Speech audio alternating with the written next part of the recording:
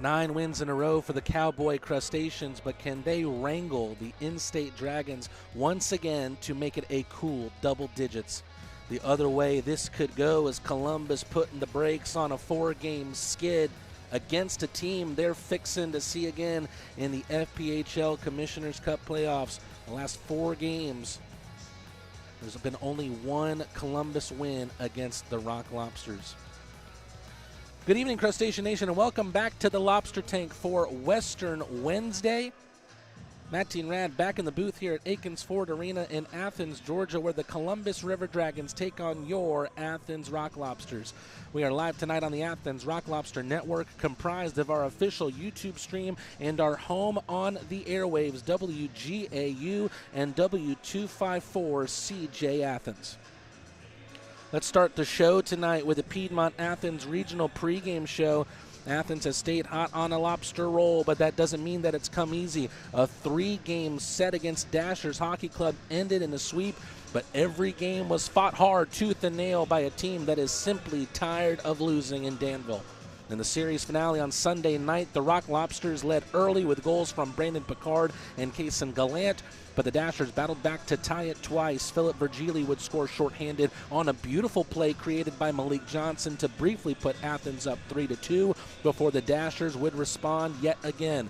More call and response between the two teams. Kyle Russell scored early in the third before Bodan Zinchenko tied it at 4-4. But like a superhero out of the Marvel movies he loves to watch, Malik Johnson would tip in a Michael Greco effort to seal the victory amid a 55-40 shot advantage and secure the sweep and a 9-point weekend. That segues us beautifully into our fan saves impact players of the game, with Malik the Marvel's goal and 3 assists in his last performance. That meant that he had a 4-point night, which is the most he's had in a single game this season. He also grabbed the 100th point of his professional career. For the Columbus River Dragons, it'll be Sammy Bernard, who's coming off of a 37-save performance in the team's last game, a 4-1 win against the Rock Lobsters' potential next victim, the Blue Ridge Bobcats. With his struggles as of late against Athens, his performance will be key to a River Dragon win today, and they're without backup Matt Petizian. Our impact player segment is brought to you by FanSaves. Download the FanSaves app now and follow the Athens Rock Lobsters to check out the team's digital coupon book. Let's take a quick look at the standings here. As you can see, the Rock Lobsters have really created a cushion between themselves and Columbus, and that is why a win will feel near imperative for the River Dragons tonight. Meanwhile, the Rock Lobsters also somewhat knocking on the door of the division leaders, the Carolina Thunderbirds. Let's take a look at the Akins Ford engine starters being put out there tonight by head coach Steve Martinson as the Zebras make their way onto the ice. Starting back in the cage is Josh Rosenzweig, the FPHL goalie of the month of January. The D pair is Riley Robertson and Matt Garcia. The starting trio of forwards is Brandon Reller, Hunter Alden, and Brandon Picard. The team physician, as provided by Piedmont, is Dr. Alec Graff. The Rock Lobster starting lineup is brought to you by Akins Ford. If you're going to make a deal on a new Ford truck, why not deal with the biggest and best Ford dealership in the Peach State? That does it for tonight's Piedmont Athens Regional Pregame Show. Piedmont, real change lives here. We're going to go to a commercial break. Coming up after this, puck drop between the River Dragons and the Rock Lobsters. UGA football player Amarius Mims suffered a serious injury. The quality care from the Piedmont team changed his life. As a football player, my body is everything to me. When I got injured, I was worried about my future in the game, but you and your team's expertise, care, and support reassured me from the start. I've been able to recover because of the quality care I received at Piedmont, and I am back playing at my full potential on the field. I can't thank you enough for what you've done for me, my family, and my future. Your help means the world to me, and I'll always be grateful for your part in keeping my dreams alive. How you doing? Well, I didn't know you were going to be here. Yes, sir. I'm so proud of you. So happy for you. It gives me joy to see you out there on the field doing your thing. You look good. Appreciate you. It's a good-looking ankle. I'm trying to tell you. Back here in Akins Ford Arena, and the Rock Lobsters are making their way on the ice. A 9-game winning streak for the good guys, and they now have the best penalty kill in the FPHL.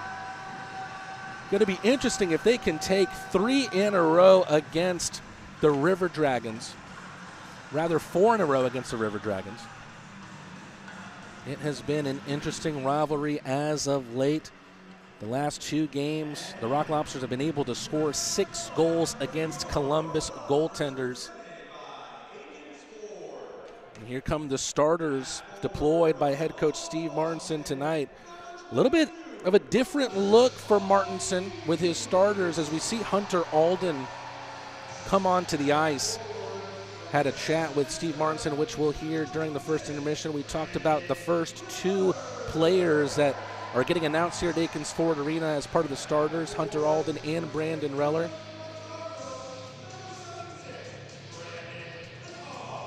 Meanwhile, the other member of the Raisin Brand contingent with Brandon Reller, Brandon Picard, also makes his way on the ice.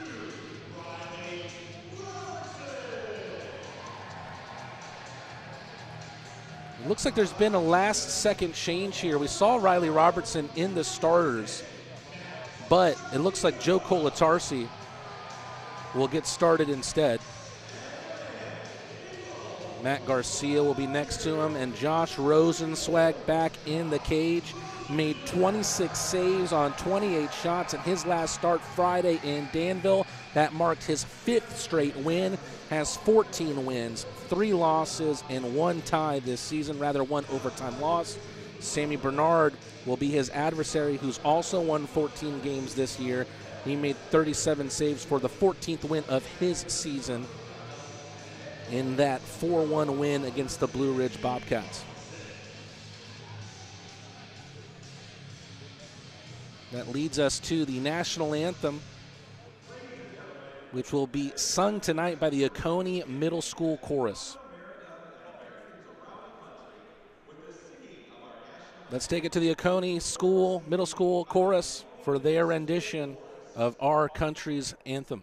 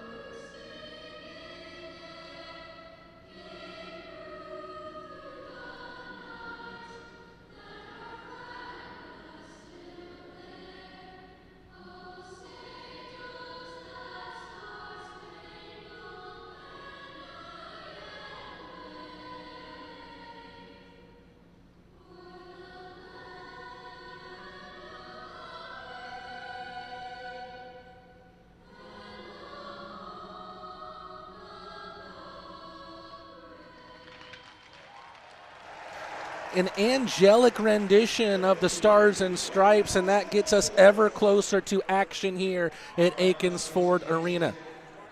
Starting lineups making their way from the bench to the center ice, and we'll pause briefly for station identification. WGAU and W254 CJ Athens, 98.7 FM and AM 1340 WGAU. We apologize for any audio that might leak over from the Columbus broadcast. Tight quarters in here as they go for a 2-man booth. But always happy to oblige any of the visiting broadcasts here at Akins Ford Arena, and they have been some of the best friends that I've made in this league thus far. Columbus without their broadcaster Tom Callahan tonight, suffering a bad illness that also kept him out of the game last week. Wishing him a quick recovery. We see out of your screen Josh Rosenzweig doing his traditional warm-up stretches. He has been more challenged than he has with the arrival of William Lavalier. Looks Looks like we're getting ready to go here.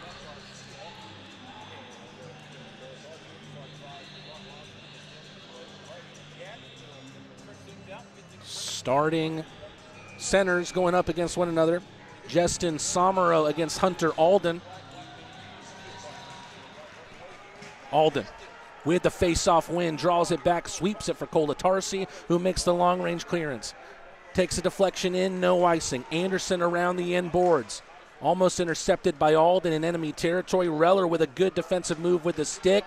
Almost fed Alden for his first FPHL goal. Into the corner, pushed back up the right side towards Dunford. Dunford can't make a play into the neutral ice. On the left, Storjahan back behind his net, picked up by Connor Lind. He takes a heavy hit. Columbus with the puck, but they still don't have it out of their own zone. It's tipped in by Storjahan, played by Rosenswag with a stick, leaves it for Garcia. Rock Lobsters trying to build some momentum out of their own zone. Orca Wiseblat, physical as ever, able to create some space for Glukaryov in behind, wins the puck back off. Garrett Milan with a centering pass, intercepted there by Underwood. Glukaryov wins it back. Garrett Milan with a toe drag shot, followed up by Glukaryov, who scores!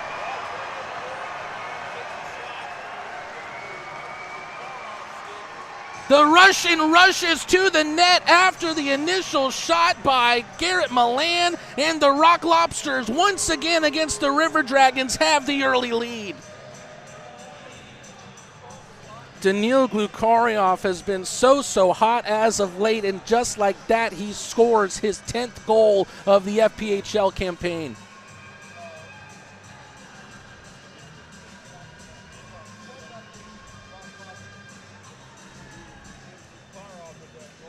An early goal is always welcome here against the Columbus River Dragons, who have a high-octane offense themselves, but nursing quite a bit of injuries and missing a lot of personnel.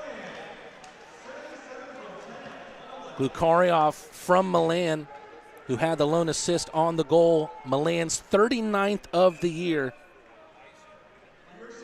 Milan, 1 assist away from 40 on the season. Meanwhile, the River Dragons have iced the puck at the 18:30 mark. So the faceoff will go the other way. This line of Gallant, Virgili, and Malik Johnson, who have really seemed to mesh well together as of late.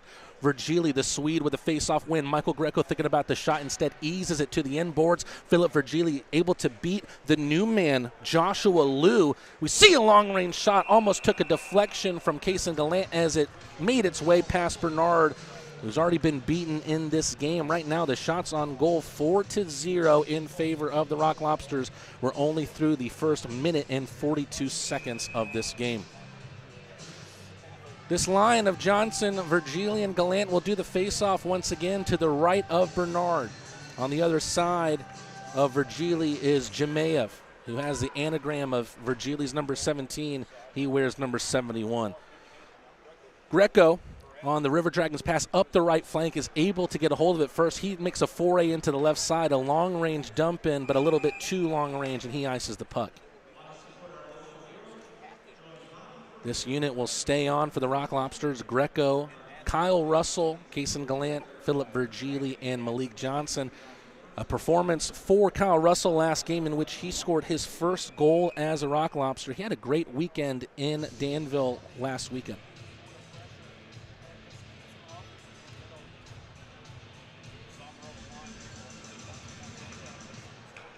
Good face-off win here from the River Dragons. A lot of traffic out front. Josh Rosenswag pushes it to the left side, and here come the Rock Lobsters with speed the other way. Kason Gallant can't cast a spell on that one. A little bit of a tilt-a-whirl there, but Scott Doherty loses out on the puck. Luckily, Connor Lind is there to rescue the day for him. Back behind Bernard's net. In the slot from Columbus, Lind through neutral ice. A couple of good moves, but he can't complete the second. Malik Johnson still on the ice. Drop pass for Brandon Reller. Turnaround shot. Puck loose out in front. Taken by Hugh Anderson away. Anderson with a backhand sweep towards his own bench. Poked through by Brian Dunford. Joe Koldatarsi for the Rock Lobsters slaps it back towards his own bench. Matt Garcia gets smacked in the face, and the Rock Lobsters will be the first team in this game to go on the man advantage. Still have the puck. River Dragons have to touch it to stop the time, and they do at neutral ice, and the Rock Lobsters are heading to the Paloma Park power play. If they score on the quadruple P tonight, they will give fans $3 tacos at Paloma Park for 24 hours through the FanSaves app.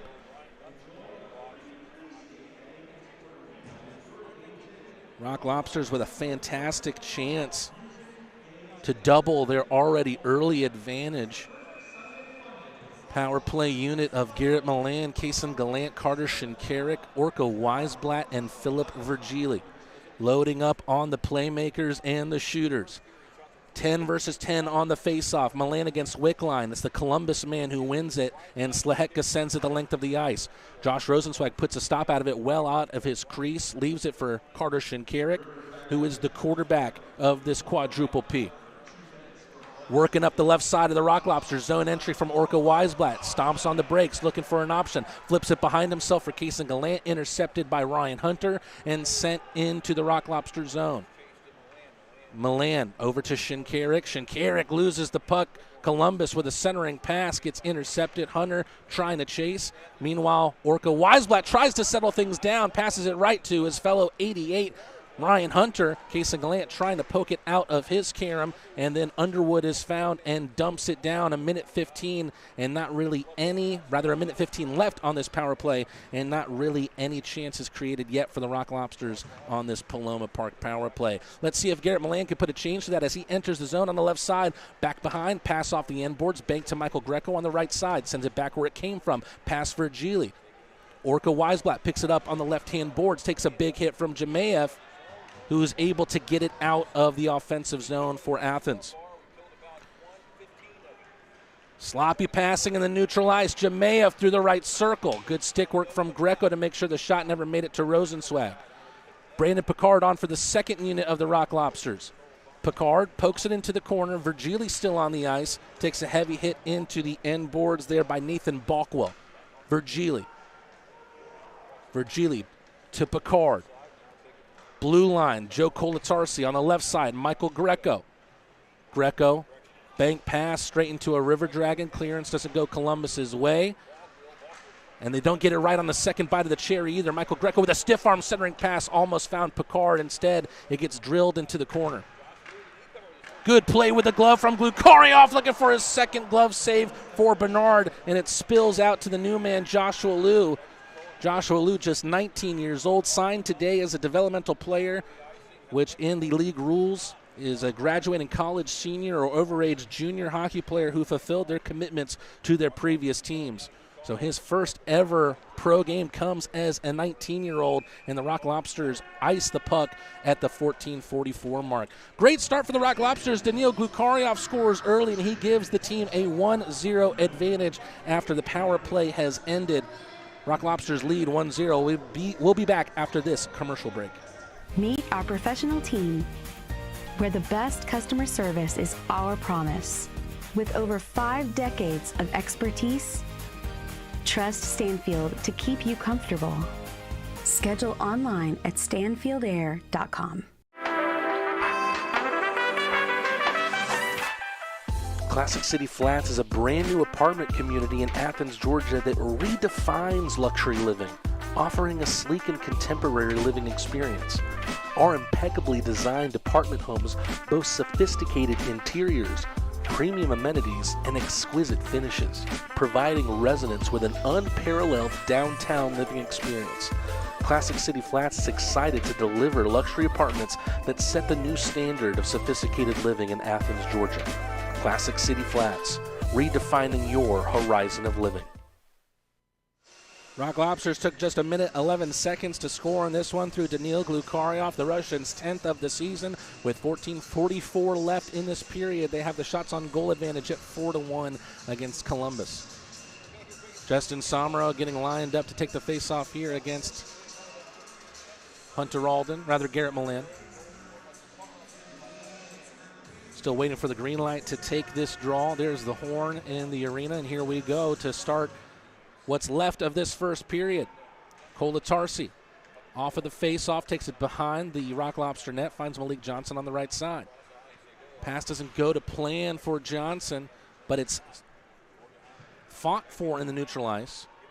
Athens sent it back towards their own net. Joe Kolatarsi fakes a big slapper, wheels it around. Let's see if this one reaches all the way. No icing here for the Rock Lobsters, picked up by Anderson behind Bernard's net. Bernard, a 30-year-old goaltender from Lafayette, Colorado. Probably Lafayette, Colorado. I'm stuck in my Georgia mind. 14 wins on the season for the goaltender. Bernard plays it behind his net, sends it off the glass. Robertson in behind. Hunter tries to poke it away. Rosenzweig asks for the icing. He's not going to get it. Brendan Ronan trying to get hard into those faraway boards. Wins the puck off a River Dragon. Offside called here against the Rock Lobsters as Reller had entered before Ronan. A stoppage of play here at the 13:40 mark, rather the 13:38 mark.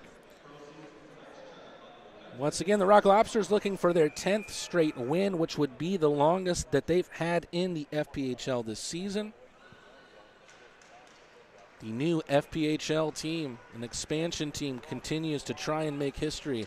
Be interesting to see if that trend continues in the playoffs. Turnaround pass from Orca Wiseblat was centered towards Daniil Glukarioff, intercepted by the River Dragons. Here they come the other way through the right side from Doherty. Great centering pass, just missing was Justin McDonald, who's on an 8-game scoring streak. Milan trying to settle things down, always good at creating space in his own side of the ice. Finds Glukarioff on the left side, return pass through the skates of Milan. Sent off the glass by Hunter. Riley Robertson into the penalty box boards. Glukarioff, backhander intercepted there by Underwood. Doherty trying to drag it into his grasp. Garrett Milan back for Riley Robertson. Dangerous pass, took a hit of the blade of Doherty's stick. Robertson off of his chest towards Wiseblat. Milan with a dropper back to Glukarioff, thinking about his second, goes forehand, backhand, somehow that finds a way to spill through. Daniil Glukarioff puts it into the chaos of the crease, and he makes it 2-0, his second of the game. And things are boiling over into the corner. Michael Greco has someone pinned into the glass. Garrett Milan making his thoughts known to somebody on the Columbus team.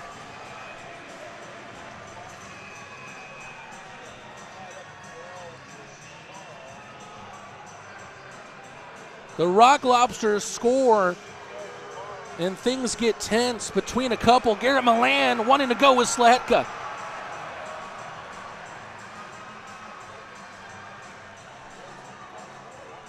Let's see how this one scored. It looked like Glukarioff put it through the skates and sticks of River Dragons in the crease. And then it got poured into the net. It looks like there will be 2 penalties, one for each team, as we see Milan and Slehetka. Actually, it looks like there's 2 River Dragons in the Columbus box. Also looked like Ryan Hunter was in there. We'll await what's to come here of the potential penalties for both teams, but the Rock Lobsters, through 2 Daniil Glukarioff goals, have the 2-0 lead. Daniil Glukarioff with 2 goals in the opening 7.5 minutes of this game. Feels a bit harsh for any penalties to come out of this. Yeah, there was a little bit of pushing and shoving after the goal was scored, but didn't feel like anything that was out of control at any point. 2 captains getting it explained to them. We have Underwood and Carter Shinkarik, the 2 former teammates. They have the unpleasant task of telling their coaches of how things have been divvied out. Let's see if we have any confirmation yet on the penalty summary. Note still just the high sticking minor that we saw earlier on in this game for Brian Dunford. If you're just joining us, welcome to the Athens Rock Lobster Network. Whether you be watching on the official YouTube stream or 98.7 FM and AM 1340 WGAU. The Rock Lobsters with a 2-0 lead here. Daniil Glukarov, the Russian, with 2 goals.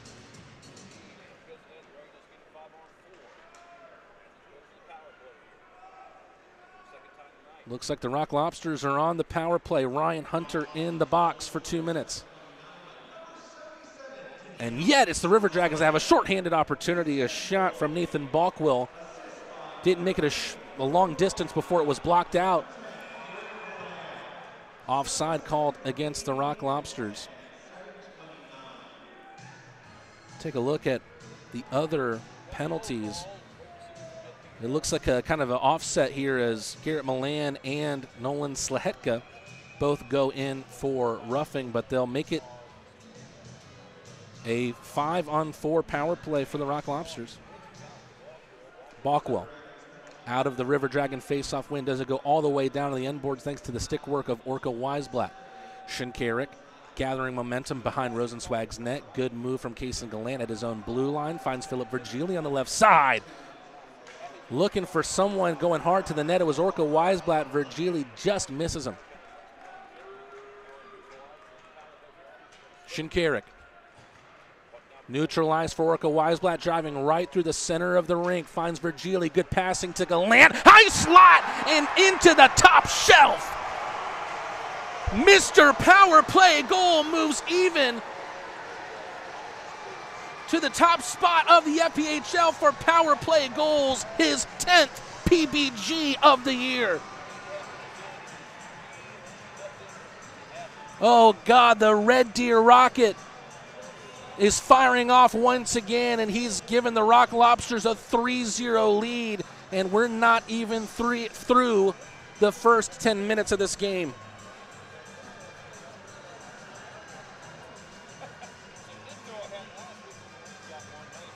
Just another sleepy-looking Columbus team that has traveled here to Akins Ford Arena. A timeout here called by the River Dragons to try and collect their thoughts. Let's see if they can bring more into this matchup. Coming up after this, the Rock Lobsters lead 3-0. Kason Gallant is able to put the advantage at 3. There's only one place you can deck yourself out and represent Athens' first ever pro hockey team, the Rock Lobsters. Head to shop.rocklobstershockey.com to get your hats, shirts, and even jerseys now.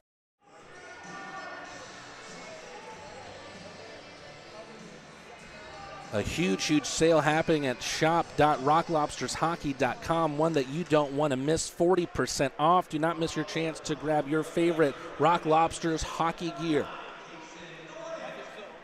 Back at even strength here. Connor Lind up the left circle. Somero gets dispossessed. Great play from Brendan Ronan. Finds Picard. Malik Johnson back to Ronan, just misses wide left. Coming right out of this Columbus timeout as they try to find a grasp on this game, finding themselves down a trifecta turnaround shot, followed by Ronan. Good effort created by Picard off the pad save of Bernard, followed up by Ronan, but he can't find it on the second try either. Rock Lobsters absolutely blazing into this game, trying to expand on their cushion above their in-state rival. Sent in past Bernard by Garcia. Ooh, a big hit into the corner. Reller takes a spill off the check by Lind. Rock Lobster's forecheck is so tenacious. Reller back on his feet, takes Lind back into the end boards. Revenge tastes oh so sweet. Great pass from Alden. Gallant makes the extra pass towards Russell. Glove save from Bernard, and he'll take the opportunity to freeze. And listen to this Akins Ford Arena crowd as Doherty takes no exception to the return hit from Reller on Lind.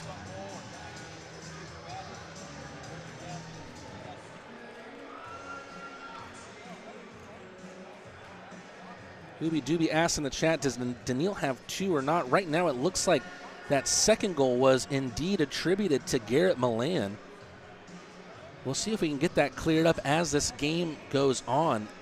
from our perspective here up in the booth, I never saw any other Rock Lobster touch the puck after Daniil Glukaryov had sent that centering pass that took a deflection past Bernard and in. So right now, already a 2-point night for Garrett Milan if those stats stay.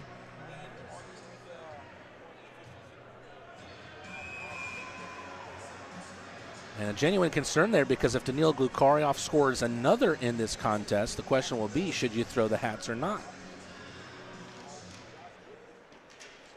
We'll see if we could take a look at a replay the next time we get a chance here, perhaps during the intermission, as the River Dragons will ice the puck at the 10:07 mark. Faceoff gets sent back the length of the ice. We have seen credit for goals shifted mid-contest before, so we'll see if that changes at any point. Face-off will move from the right to the left of Bernard. Milan going up against McDonald. Milan back on the ice after his roughing Mike. Wiseblat back to Shinkarik. Riley Robertson on the right side since a long-range shot. Robertson is someone who's due for a goal. Pad save, Bernard. Here comes Doherty on the left side. Big man versus big man. Doherty around Robertson, tries to go top shelf, but misses high and wide on Rosenzweig. Glukaryov tries to make the pass, takes a big hit from Doherty, tries to drag it into the neutral ice, and Glukaryov does. Odd man advantage here for the Rock Lobsters. Milan tries to dance it into the slot. Not wanting to be a dance partner there was Jemayev, and a heavy check from him into Milan in the corner. Backhanded into the Rock Lobster offensive zone. Bernard stops it for Underwood up the left side. Slehetka through the skates there of Austin Doe. Here's Milan again. Super Milan tries to leave it for Glukaryov. A River Dragon got there first. Backhanded dump in, chased down here by Cody Wickline. Wickline around the world, back to the blue line. The Rock Lobsters push it out. Glukaryov almost finds Milan. River Dragons have it back through Wickline. Underwood and Milan barking. Then we see a slapper and a ugly scene there as Shinkarik takes one off the shin, hopping on one leg. And then Malik Johnson wants a piece of Underwood. A lot of action happened in front of the Rock Lobster net. Meanwhile, we're trying to figure out if there's going to be a fight or not. Crazy. No stoppage in play. We still are going here, and no one on this River Dragons team wants to fight, despite the fact that they need a spark, down 3-0. Who's going to answer the bell here for Columbus? Right now, someone needs to. Malik Johnson. On-man rush, shot saved by Bernard. Out of his crease to slap it away, back into the corner. McDonald intercepts the pass from Greco. Fantastic pass, finds Hunter at the blue line. Great save by Rosenzweig. He doesn't know that the puck is still there. Somehow he covers it up. Heroics from Rosenzweig once again. And Michael Greco is hurting in the crease. Oh, you hope that it wasn't Michael Greco who actually made that save instead of Rosenzweig with a sensitive part of his body. We go to a commercial break. Rock Lobsters still lead 3-0. More heroics from Rosenzweig.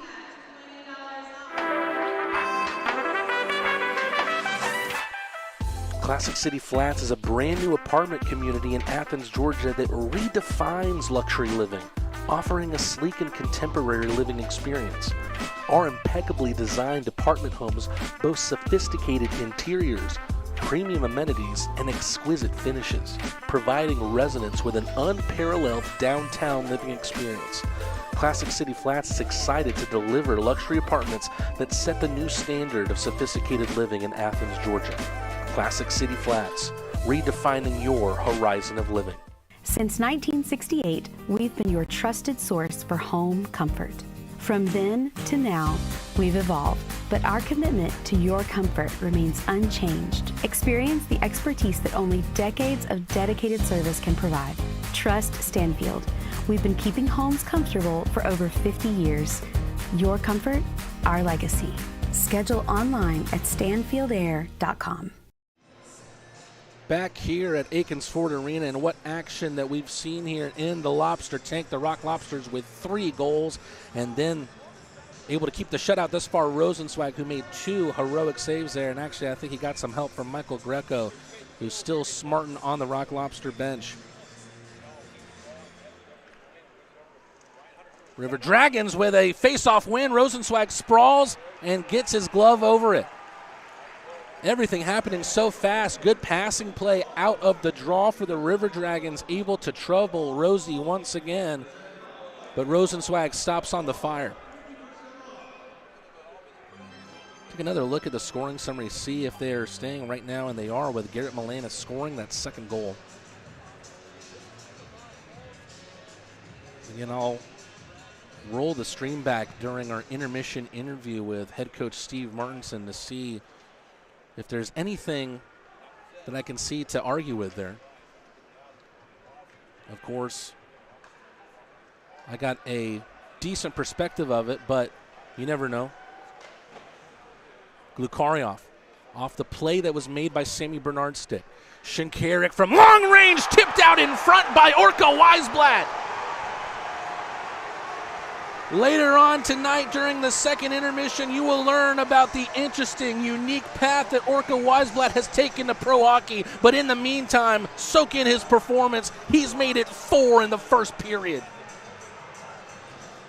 Now, right now already the referees are consulting here, because I think that there could be contention on whether this puck was played by a high stick out in front of Sammy Bernard. At the very least, I think there could be an argument made. Already the teams are lined up, though, to take the face-off. Not seeing a ton of argument here from the River Dragons. And right as I say that, Storjohan wants an explanation from the officials. Joe Kolatarsi willing to get in on those conversations. So the 2 number 4s for each team getting in the ear of the referee for tonight, Josh Heineman, who's wearing number 59 right at the bottom of your screen.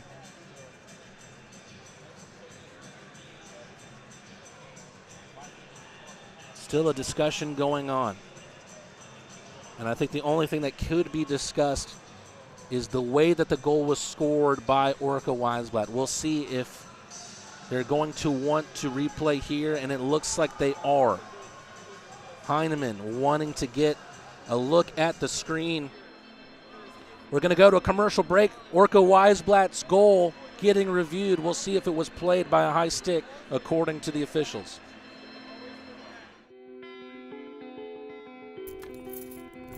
Farmburger is defined by its mission, its farms, its team, and its family. In 2008, our co-founders gathered around a single idea: redefine the burger by bringing together a community of ranchers, farmers, chefs, restaurateurs, and eaters. Our promise is to strive every day and with every burger to uphold these core values to each and every one of you. We do that by holding ourselves to a higher standard. Grass-fed and grass-finished, that means our cattle are never fed grain. Our belief feeds our mission, and our mission is to feed you. Every business owner who's built a business wonders about their company's legacy. What's the path forward after they decide to take a step back? At the heart of every succession plan is a vision that safeguards hard-earned success. This isn't just paperwork. It's your roadmap, guiding a business during a change in ownership and detailing how ownership transitions and key financial decisions unfold. This instills a profound sense of pride, belonging, innovation, and commitment, ensuring a stable future for the company and a rewarding exit for you. Let's forge that path together. Since we opened in 1968, we've taken pride in our professional staff. Unparalleled customer service is our legacy. Experience the best, skilled hands and friendly faces. At Stanfield Air Systems, satisfaction is not just a guarantee, it's our tradition. Schedule online at stanfieldair.com. It's a historic season for all the hockey fans in Athens, and how can you celebrate without beer? The Athens Rock Lobster Clawshank Redemption is available exclusively at Terrapin Tap Room. Terrapin, do the right thing, always. Still waiting for confirmation on if the 4th goal for the Rock Lobsters, which was potentially scored by Orca Wiseblat, will stand being reviewed for a high stick as we get a good look there at the chat between the officials. What you can't see right off your screen is a referee being back to the ice, and wasn't sure. I thought he pointed for the goal at first. It looks like they're still consulting, maybe telling the rest of his crew what he saw on the review. Reminder that it's Western Wednesday, and the goal has been given. Wiseblat's goal will score, and the Rock will continue to count, rather. And the Rock Lobsters are able to keep their claws onto this 4-0 lead.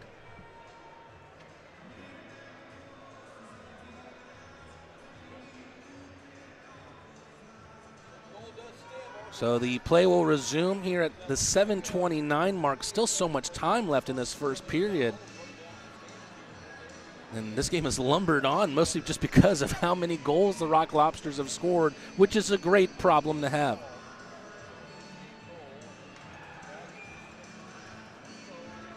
The body language of this River Dragon team just feels defeated. And a reminder that this is a team that has won 4 of their last 6. Those 2 losses have come against the Athens Rock Lobsters, however. Lucky bounce here for Reller. Through the River Dragon calamity of bodies, Matt Garcia sends it back to the left side. Columbus can't clear it out. Aimed towards Brandon Picard in the left near-hand corner. Brandon Reller ensuring that Columbus still can't clear their lines. Brandon Picard with a hopeful chance, a turnaround one-timer that is wide left on Bernard. The 19-year-old Joshua Liu turns his back to Picard, finds Dunford. Dunford slams on the break, takes a check from 2. Joe Colatarsi loses his helmet, and he has to make his way off the ice. Hunter Alden, dump into the corner off the glass. Picked up by Columbus's Kirk Underwood. Cody Wickline tanks the Baker. Nearly misses him. Carter Shinkarik to Orca Wiseblat. Here comes Glukarioff again. Time will tell if he's on a hat trick or not. Glukarioff tries to center it towards Orca Wiseblat. Wiseblat overskated it just a bit. Wiseblat the scorer of the Rock Lobsters' 4th. As it stands, 4-0 lead for Athens. 4 different goal scorers. But still a little bit of debate on who scored the second for Athens, Milan or Glukarioff. What a play there! Milan with a centering pass. Wiseblat so narrowly missing his second goal of the night. Jemaev surrounded by Glukarioff and Wiseblat in the corner. Still finds a pass out through Underwood. Dumps into the right corner. Doherty trying to use his big body to get past Carter Shinkarik, but Columbus still gets called for the icing. Columbus, a team with 22 wins, 10 losses, and 4 in overtime. 67 points for them. 74 points for the Rock Lobsters. So a potential for Athens to put themselves up by 10 points over their in-state foe, despite the fact they have played less games than Columbus. Michael Greco, off of the Philip Virgili face-off win, tries to send it up the left side, picked up off the end boards by Columbus's Connor Lind. Columbus up the left side. Lind ran into a roadblock through Malik Johnson, but Justin McDonald backhands it in. Rosenzweig up the right side. Malik Johnson back for Russell. At the left, Greco. Rock Lobsters trying some long-range passes. Here's one for the River Dragons. Kason Gallant makes an interception. Dangerous play there from Anderson, but he does it enough to poke it away from danger. Dunford can't poke it through the skates of Greco. Malik Johnson surrounded by 2.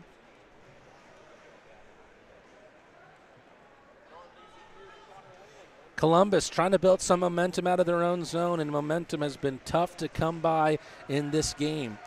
They'll probably feel like they need to notch one before this first period is over, which is 4 minutes and 27 seconds away from commencing. Joe Colatarsi, who missed Sunday's game with a slight injury, but he's back in action tonight.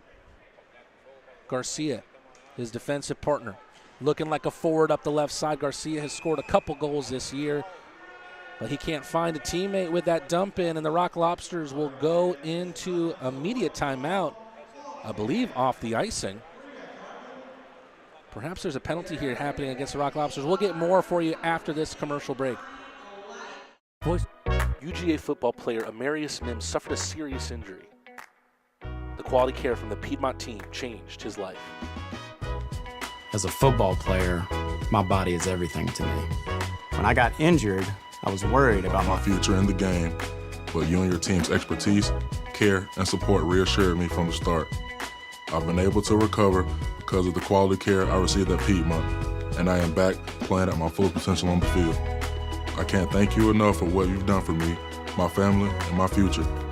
Your help means the world to me, and I'll always be grateful for your part in keeping my dreams alive. How you doing? Well, I didn't know you were going to be here. Yes, sir. I'm so proud of you. So happy for you. It gives me joy to see you out there on the field doing your thing. You look good. Appreciate you. It's a good-looking ankle. I'm trying to tell you. There's only one place you can deck yourself out and represent Athens' first ever pro hockey team, the Rock Lobsters.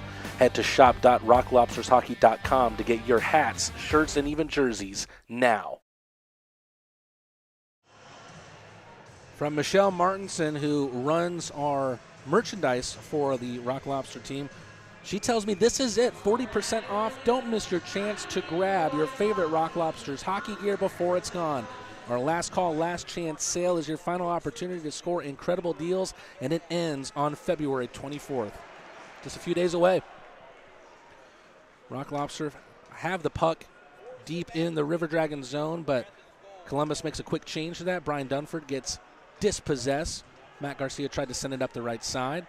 Joe Colatarsi has it end up on the blade of his stick. Alden with two River Dragons behind him. He wants a call. Not going to get one. Samaro tiptoes into the ice of the Rock Lobsters. Makes a play for Storjahan, whose shot is saved by Rosenzweig. 8th save of the night for Rosie. Balkwell onto the right side for the new man, Joshua Liu. Liu, a 6-foot D-man from Toronto. To the left for Balkwell. On his own left side circle. Pass takes a bounce.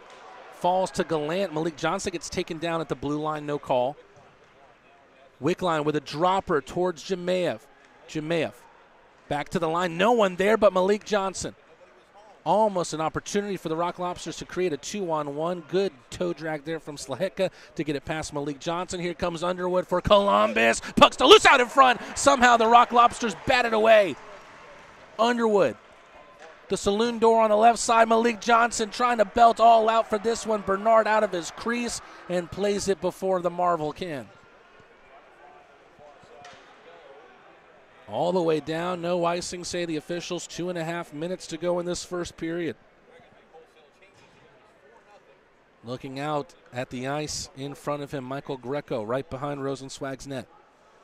Look at Rosenzweig, ready to try and make a screen on a River Dragon if he needs to. Slaheka gets the puck back right on the Lobster at center ice. Greco, no look pass up the right side. Gallant off the one-touch pass from Virgili. Great toe drag move from Gallant. Somehow creates a play for Virgili, who's working from the right circle. Goes backhand, forehand, flips it into the midsection of Bernard.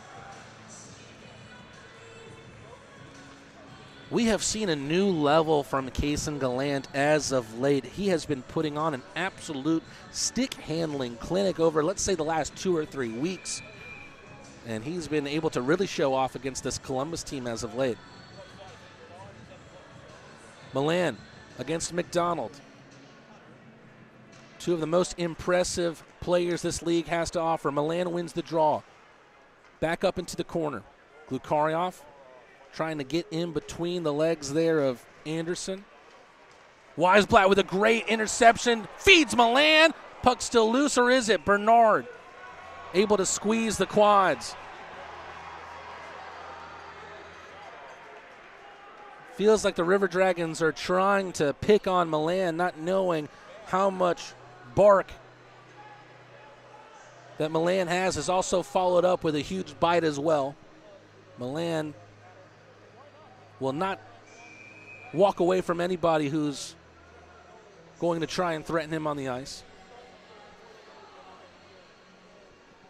We'll do a similar face-off here. McDonald against Milan. This time it's the River Dragon who wins it. Only temporarily, though. Shinkarik drags it before the shot. Took a deflection out in front, favorably for Columbus. Backhanded by the River Dragons off the right side. Dunford gets pushed down to the ice by Robertson. Glukaryov one-on-one against Lynn, makes a great play, gets taken down. No call against the Russian. Shinkarik saves it temporarily. Storjahan into neutral ice. Somero on the right side. Takes an awkward float over Rosenzweig's bar. Storjahan into the corner, getting pinned there by Milan. Wiseblat takes the loose puck. Floats it into the night sky. Played at the line by Columbus. Looking for a pass was Wickline. Once again, can only find a Rock Lobster. Columbus with the puck on the left side. But the passing has just simply not been crisp from a Columbus perspective at all.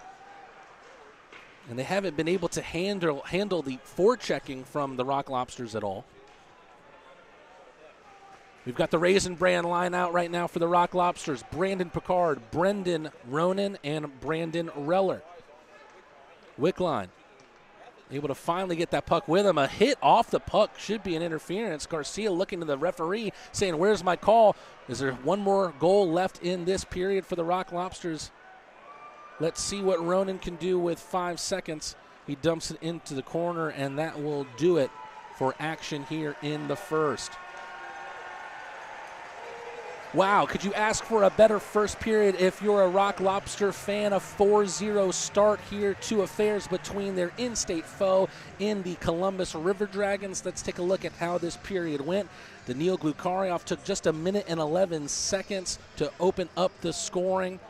And we thought he might have had a second in this game just about 6 minutes later. But right now that goal being credited to Garrett Milan. I'm going to take a look to see how that play kind of developed. And then a minute after that, a power play goal for Mr. PBG, the Red Deer Rocket. Kaysen Gallant with his 10th power play goal of the year to make it 3-0. And then Orca Wiseblat with a redirect right in front of Sammy Bernard's net to make it 4-0 after the first period.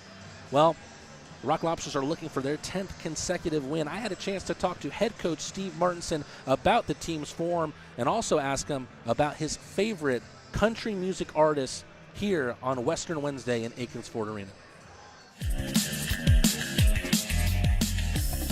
Welcome back to another episode of Coach's Corner here on the Athens Rock Lobster Network. At the time of recording, the Rock Lobsters are on a 9-game winning streak before going into another 4-game week. I'm joined by head coach Steve Martinson.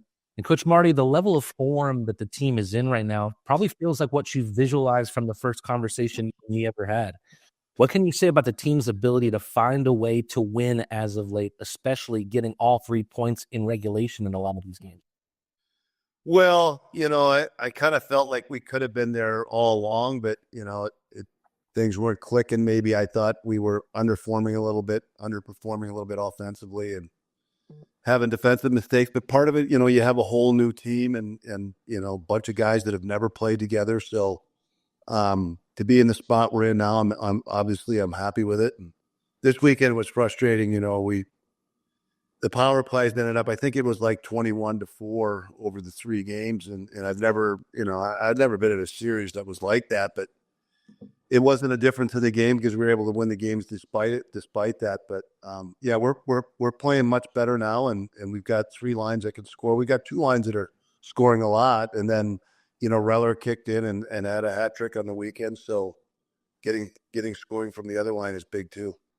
The weekend you're referring to, we're coming off a sweep of the Dashers Hockey Club, and I think that won't surprise anyone given the historic struggles that they have had as a team this year. But I think the level of fight that they brought did catch some fans off guard. Was that self-inflicted wounds on our part? Did they feel like a different team than what they were earlier this season? What do you think contributed to how competitive that 3-game set was?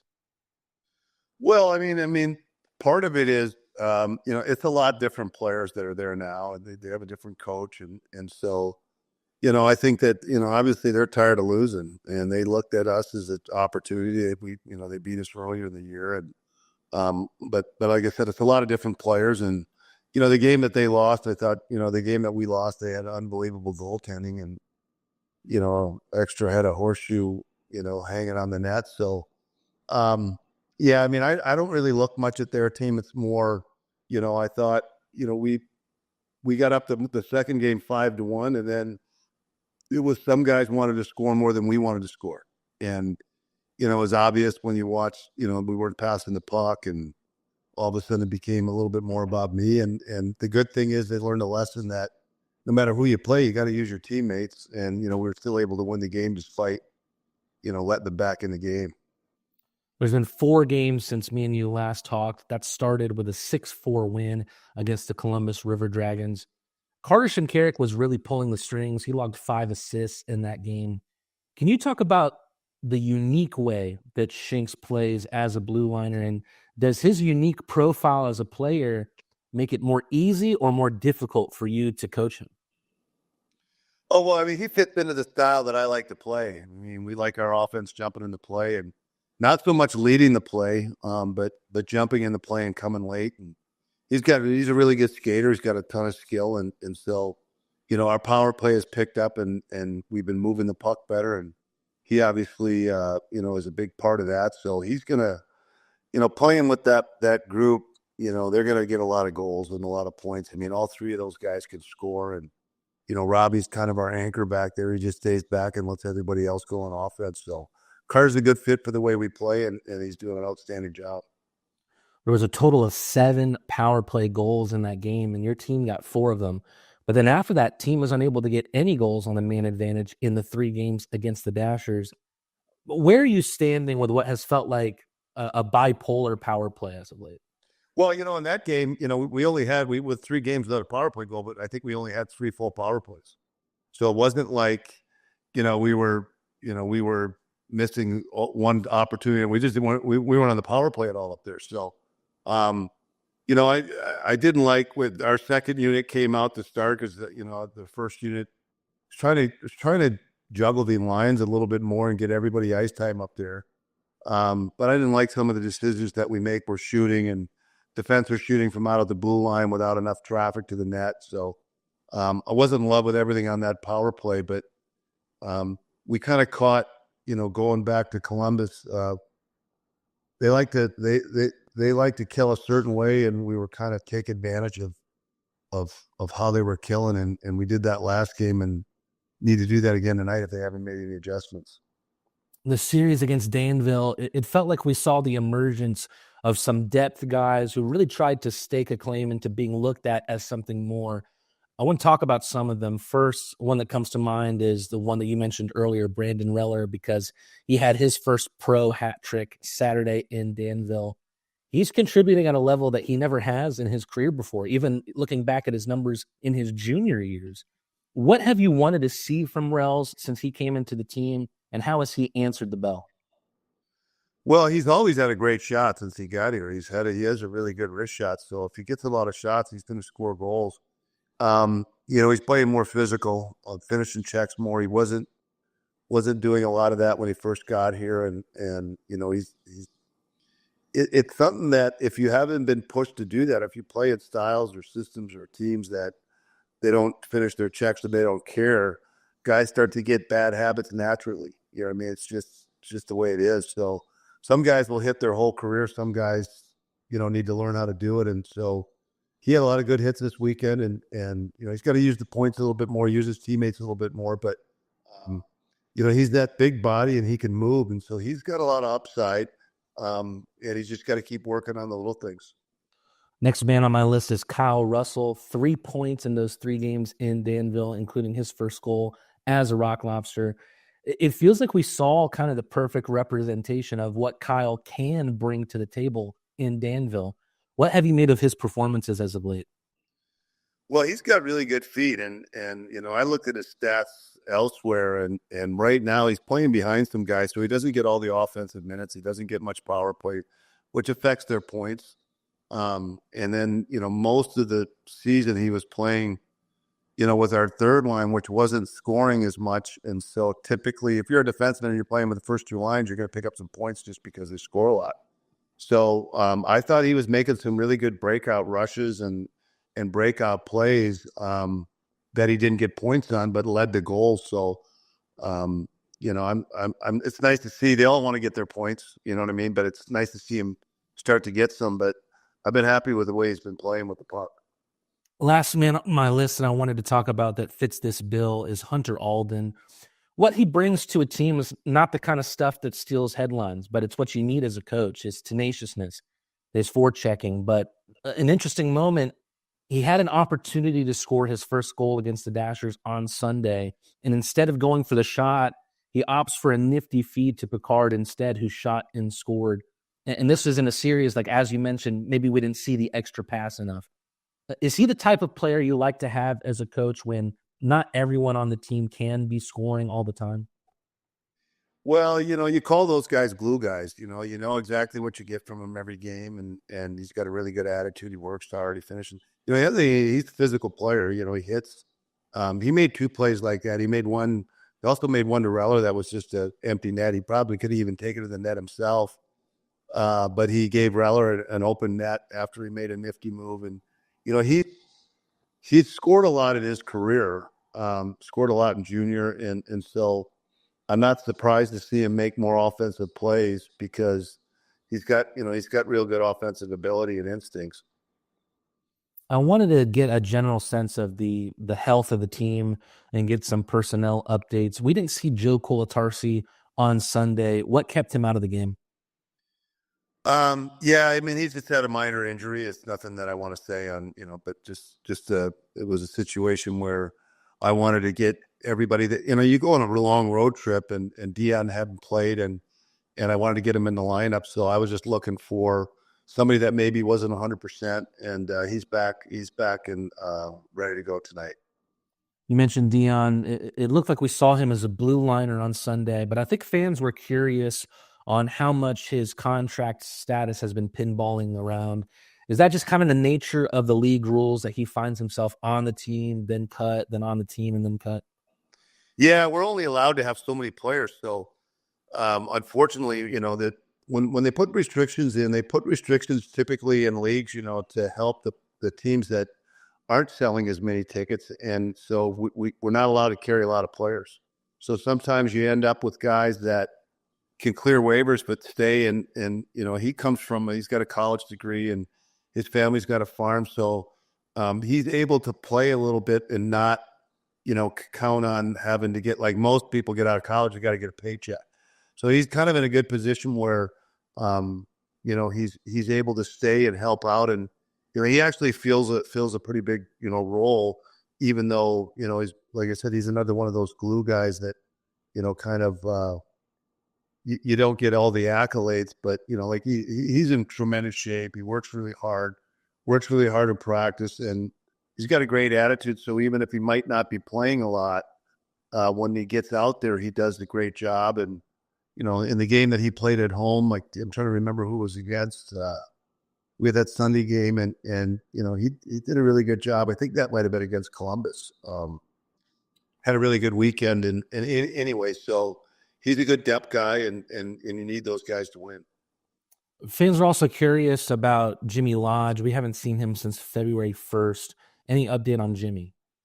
Well, so Jimmy was on a PTO because our point system, they have a point system as kind of a salary cap.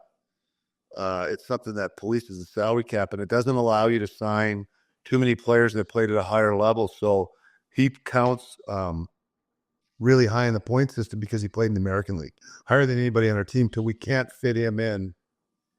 We can't have him on a roster if he's not on a PTO. To be on a PTO and not be on count against the cap, you have to be on consecutive PTOs, and you can only be on 3. So our deal was for him to come in and play 8 games and see if there was an opportunity in the ECHL. And so some other things behind the scenes kept us from being able to do 3 consecutive ones, but I think he's going to sign with another team that has a room on the point system to allow him to play. So he's just going to ask for his free agency in the summertime, and in case we change the point system. The point system has some good things and some bad things that we're hoping to see get changed. So we'll see what happens with Jimmy in the future.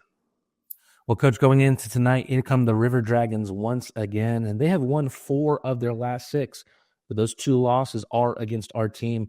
It's been a closely contested season series with us having won 5 of the 9 games. We've played them more than any other team this season. Do you feel like you and the other boys have been able to figure them out more and more as time has gone on? Well, that figuring out works both ways. You know what I mean? You start to have less secrets when you play a team a lot, and they know exactly the way we play, and we know exactly the way they play. So, they have that one line that if you give them power plays and you give them opportunities, that line, with McDonald is going to make plays. They had a big blow to them last time we played here. Kyle Moore hurt his knee, and I heard he's out for the season. So those are tough when you lose your top guys. So, we'll see what they're doing different tonight. I've already looked at some video, but we know the way they play, and we know the things that we want to do against them, and we just got to make sure that we get ready and we're on point and doing what we want to do. Then after that, you go to Blue Ridge to play against the Bobcats, a game Friday and Saturday in Whitfield, Virginia, and then you turn around and play them again the next night, Sunday night in Akins Ford Arena. Obviously, they have to do pretty much the same travel, but with that being said, are you concerned at all about that quick turnaround from Saturday to Sunday?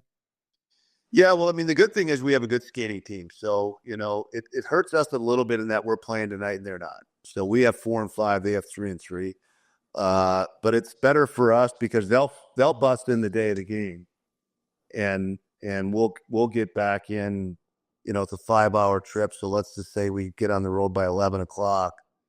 Our guys will be back and sleeping in their beds at 5 o'clock. And we'll have a much better day to get ready for the game than they will.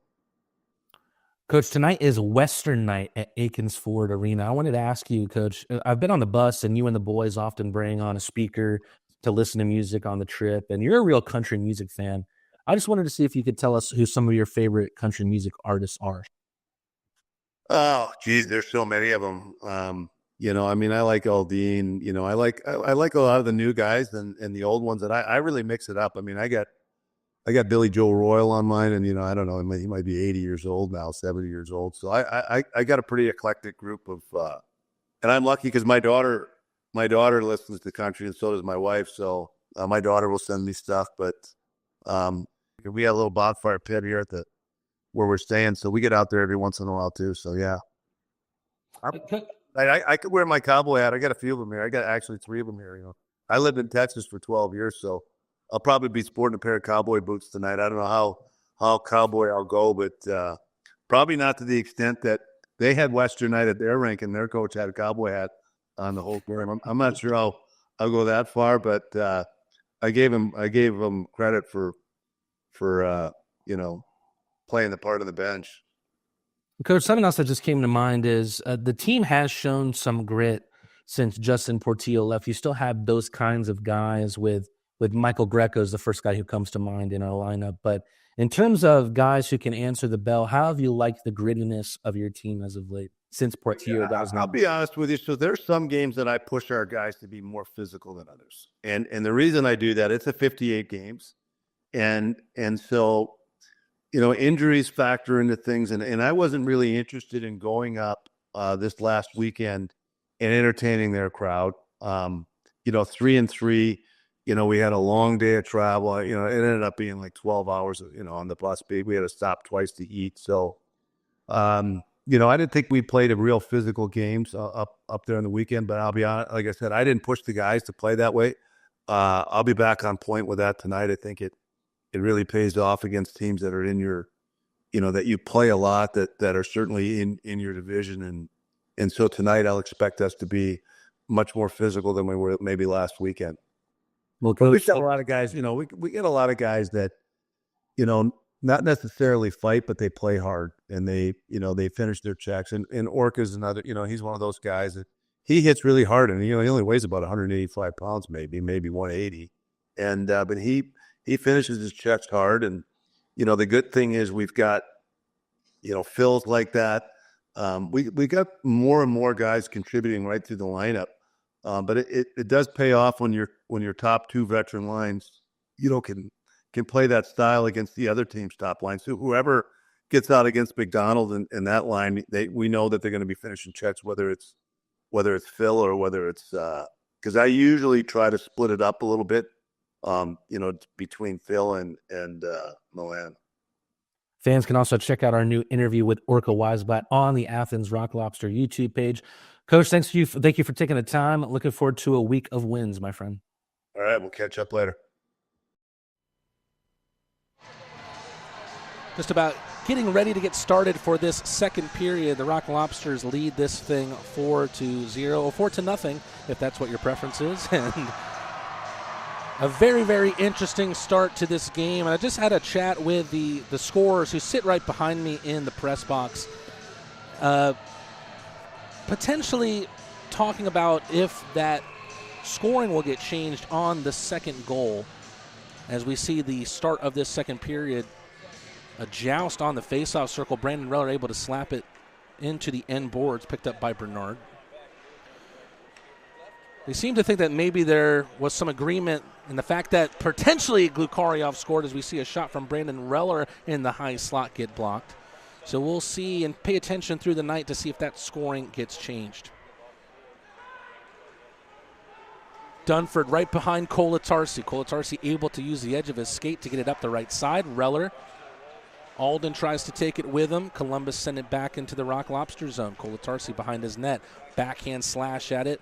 Reller trying to use his body to have the puck evade Storjahan. Slot from the shot. Rather, shot from the line. And Kolatarsi, it was a wide open net for Somero on the far side. Bernard having to play the puck a lot in the early part of this period. Misplay with the puck from Columbus. The Rock Lobsters turn it over. Wiseblat can't find Milan with the play make.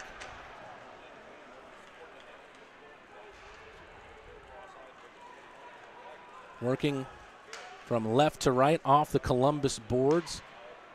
But Columbus turn it over again. One-timer pass. Milan back to Wiseblat. Milan gets it as Wiseblat spills down to the ice. And Carrick loads up the slapper. I think that one might have come off the leg of Glukaryov and spilled out to the left. Shinkarik can't use the glove to save that one from going out of play into the Rock Lobster bench. Already a minute 35 seconds gone in this second period. At this point in the first, the Rock Lobsters had already had a 1-0 lead through Daniil Glukaryov.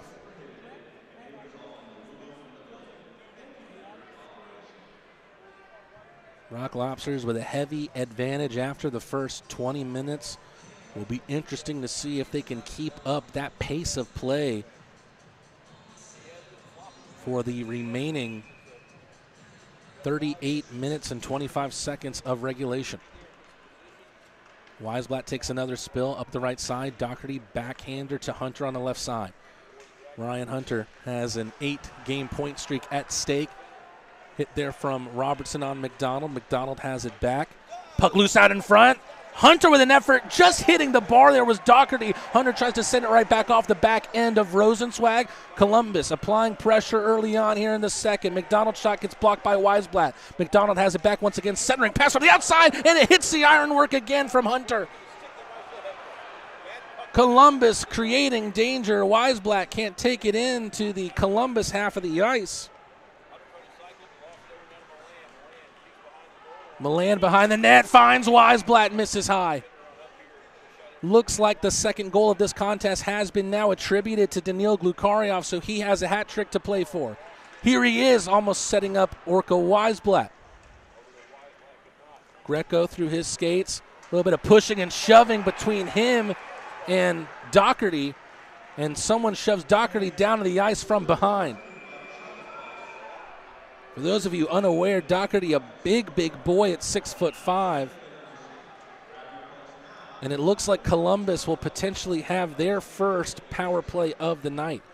Rock Lobsters going to the Leslie Jones Law penalty kill, strong, skilled, strategic defense, as Greco will go to the sin bin.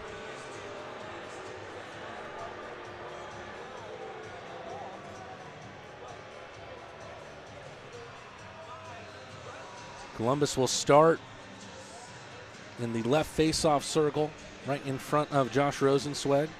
Penalty kill unit for the Rock Lobsters of Malik Johnson, Philip Virgili, Carter Shinkarik, and Riley Robertson. A reminder that Johnson and Virgili combined beautifully short-handed against the Dashers on Sunday.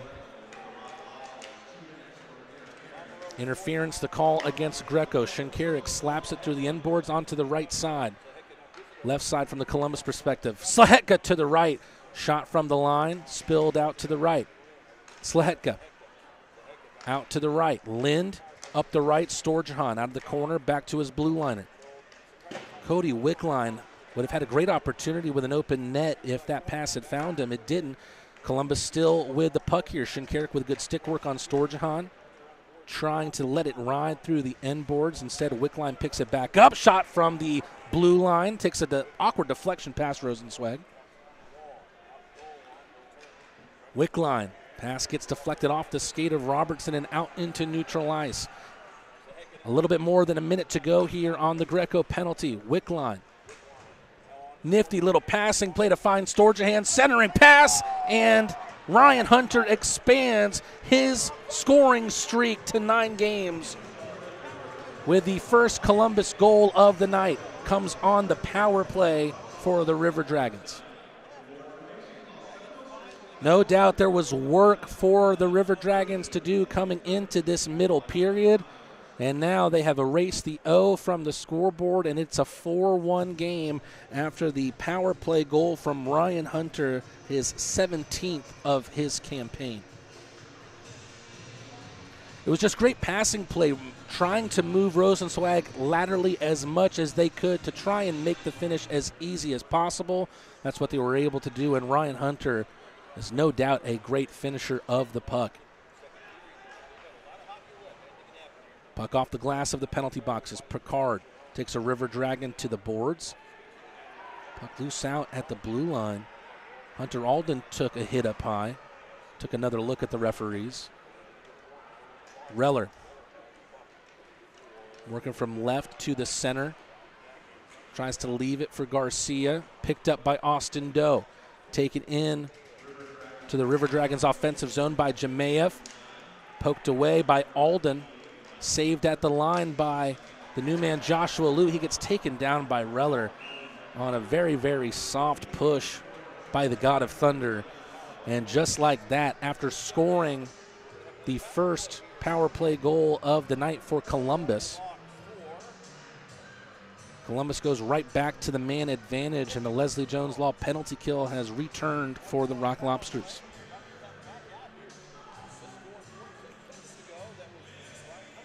Columbus can make things interesting if they're able to find another goal up a man. Easier said than done here against the top FPHL penalty kill. Rock Lobsters coming into this game having killed 88.4% of power plays this year. Already good movement out of this for Columbus. Looking for that right top shelf was Ryan Hunter. He just misses it. Robertson with a big hit in behind on Doherty. Would love to see those two big bulls go at it. Underwood from the left circle. Puck loose out in front. Rosenzweig able to close the quads. Doherty staring down everyone on this Rock Lobster team.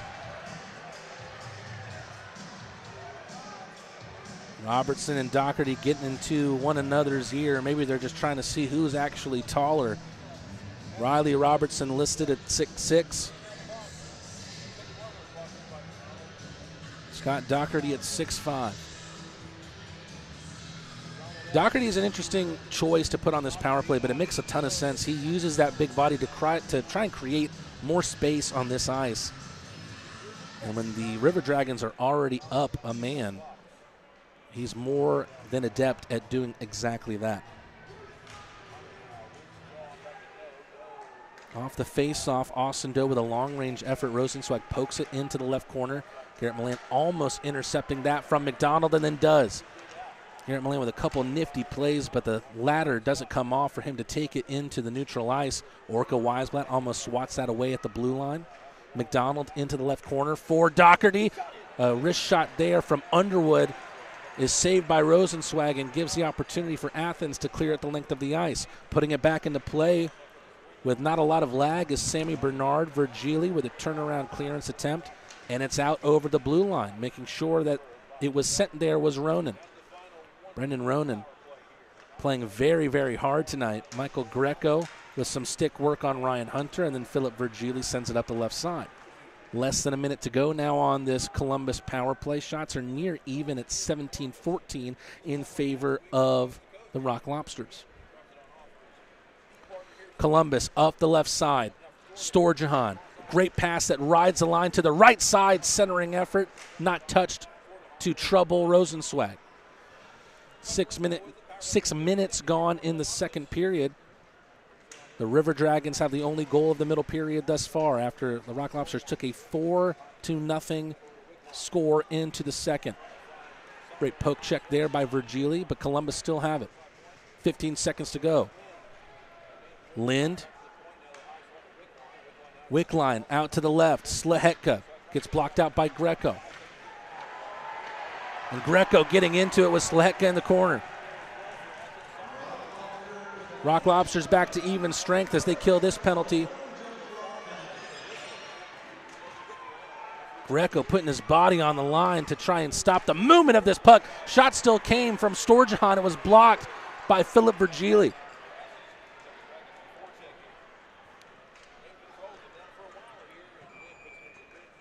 Puck is into the bench, and we go to the media timeout. River Dragons have scratched one back, but scoreline still heavily favoring the Rock Lobsters at 4-1. UGA football player Amarius Mims suffered a serious injury. The quality care from the Piedmont team changed his life. As a football player, my body is everything to me.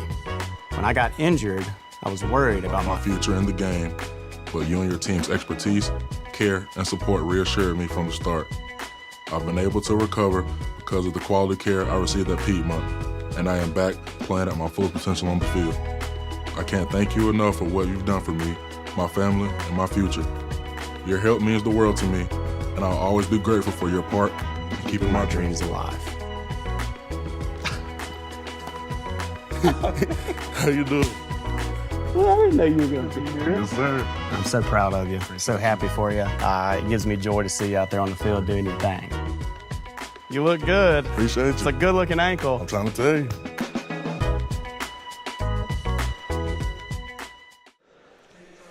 River Dragons trying to make things a lot more interesting than it looked in the first period. They've scratched one back through Ryan Hunter on the power play. And with 13 minutes left in this second period, the Rock Lobsters still have a hold of a 4-1 lead. But they have to make sure that they keep out this River Dragons team. They were able to do so on the ensuing power play right after the initial goal that was scored by Hunter. Able to stuff that power play unit for Columbus the second time around. Waiting for the green light for the faceoff. We got it. Jemayev going up against Alden on the draw.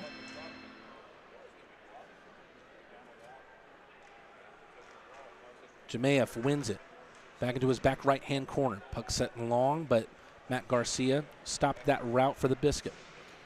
Tries to do so once again. Spills in between them. Joe Kolatarski calls off Garcia, takes it himself, sends it high. Jemayev makes a play with the glove. Takes a hit from Reller. Opens things up for Alden. Trying to find Picard, who's speeding up the right side. Tries a tight angle, backhanded shot. Falls back for Picard. Shot from the high slot from Reller. Saved by Bernard. Alden has it back in behind the net. It's high into the sky. Reller tried to take it out with his glove and then make a quick shot. Instead, it's taken away from him by Columbus. Jemayev. One-time centering pass. It does eventually find Ryan Hunter. Hunter Alden. Off the back of Reller, taken by Picard. A 2-on-2.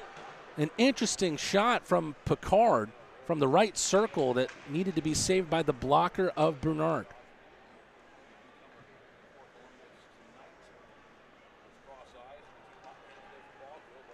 Balkwell with the backhander up the right, taken by Milan. Stopped by Shinkarik at the line. Shinkarik with a good move.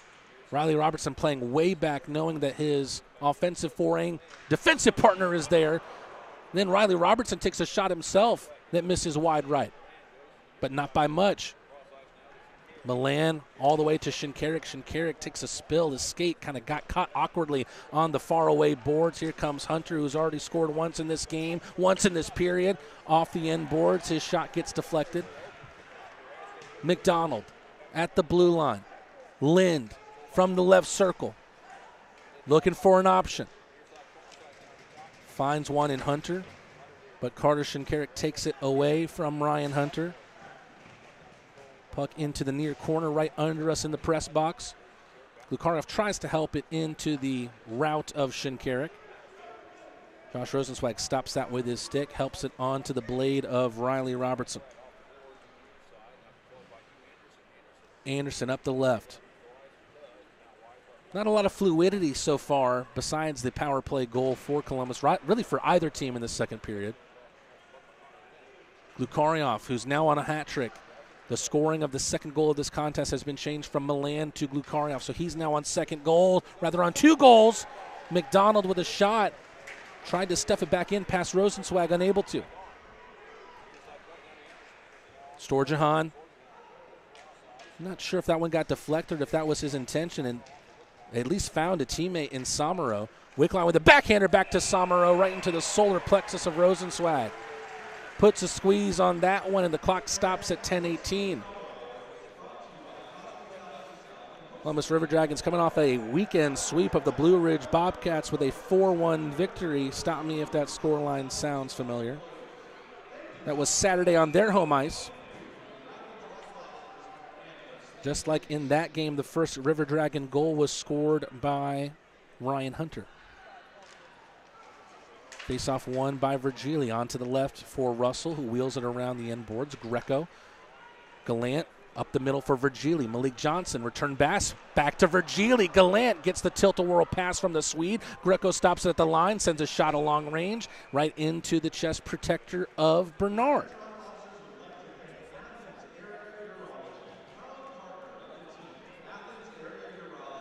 Rock Lobsters will have an offensive zone face-off to the left of Bernard. Smelling an offensive chance here. Steve Martinson will change his units.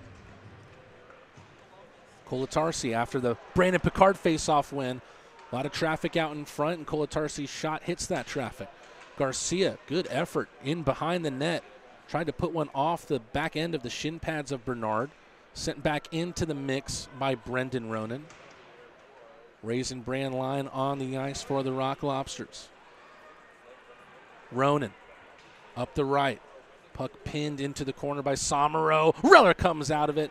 Takes a high shot that lands into the netting.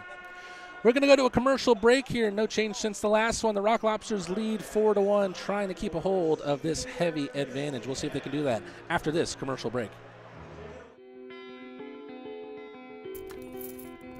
Farmburger is defined by its mission, its farms, its team, and its family. In 2008, our co-founders gathered around a single idea: redefine the burger by bringing together a community of ranchers, farmers, chefs, restaurateurs, and eaters. Our promise is to strive every day and with every burger to uphold these core values to each and every one of you. We do that by holding ourselves to a higher standard. Grass-fed and grass-finished, that means our cattle are never fed grain. Our belief feeds our mission, and our mission is to feed you. I want to take this opportunity to thank a couple sponsors here. Athens Area Urology. You're in good hands with Athens Area Urology. Plumber Pro, Hospitality South, Athens Coca-Cola Bottling Company, Classic City Flats, the home of the Rock Lobsters, Harmon Enterprises, Roto-Rooter, Aero Exterminators, Northeast Distributing Company, Aegis Trust Company, De Palma's Italian Cafe, Leslie Jones Law, Porterhouse Grill, Farm Burger, Fox's Pizza, and the sponsor of our 3 stars of the night, 23 Design. Fans enjoying some great Wednesday night hockey that they've been treated cheering on their Rock Lobsters against the Columbus River Dragons. It's been an interesting diet of in-state rivalries on Wednesday night here at Akins Ford Arena. Here on Western Wednesday, it has been no different. Puck falls down for Greco.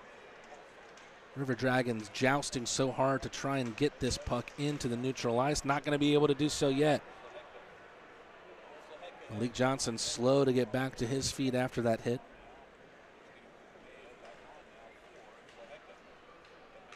Greco with a stop at his own blue line off a long-range pass from Columbus. Picked up by Slaheka, tries to put it in between his legs, but it does reach Underwood. Virgili jousting with Underwood in the end boards. Coming out to help him is Johnson. Sends it back around for Russell. Over the head of the linesman, Virgili on the other side. Once again hindered by Underwood in the corner. Johnson now has it. Finds Gallant. Gallant just has the puck move past the blade of his stick. Gallant with a loose puck. Trying to have it ride through the crease towards Johnson. Taken away by Columbus. Jemayev, left-handed shot. Takes a spill with Greco. Kaysen Gallant. Not a lot of defensive presence back forth. Toe drag from Kaysen Gallant. Good enough defensive display there from Columbus. A long-range effort from Greco. Pad save by Bernard. Turnaround shot for Glukaryov. Looking for the hat trick. Here we go again. Slahetka tied up there with Milan. What is the likelihood that we see Super Milan drop the gloves tonight against the Columbus River Dragon? A much quicker moving second period than the first. We're already through the first 12 minutes of this second period. 4-1 contest in favor of the Rock Lobsters, but the only goal scored by either team in this middle period is by Columbus. A power play effort scored by Ryan Hunter.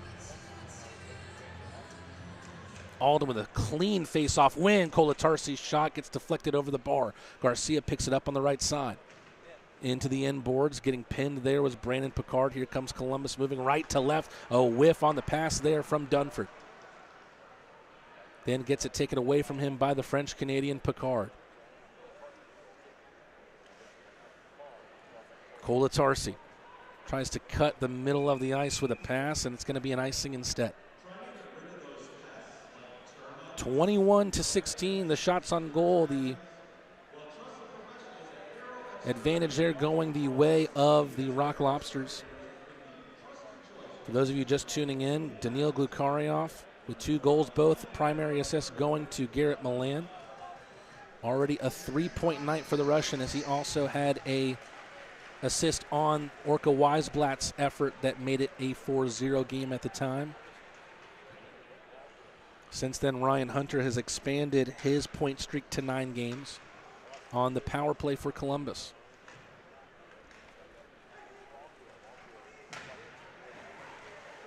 Into the corner from Rosenzweig. Balkwell takes a foray behind the Rock Lobster net. Drops it back to the blue line. Anderson looking for some calamity out in front, but here come the Rock Lobsters the other way. Dumped in by Picard. Bernard onto the stick of Anderson. Hunter on the left side. One touch pass right back to him. Here's Hunter again. Playing a dangerous game as Milan was chomping at the bit to cause the offensive turnover, as is Orca Wiseblat here. We'll hear from Orca Wiseblat in my first interview with him. His lobster tail coming up at the second intermission. Will he make a play here? He's looking for that top shelf with a wrister as Garrett Milan was going hard to the net. And the Rock Lobsters are going to go to the power play here. Let's see what the call is. Things continue to get tense. Doherty with a shoulder bump into Garrett Milan. But who is going into the box? Rock Lobsters already with a power play goal tonight through Kaysen Gallant, his 10th of the season. Gallant has been Mr. PBG for the Rock Lobsters this year, leading the team. Coming into this game second in the FPHL.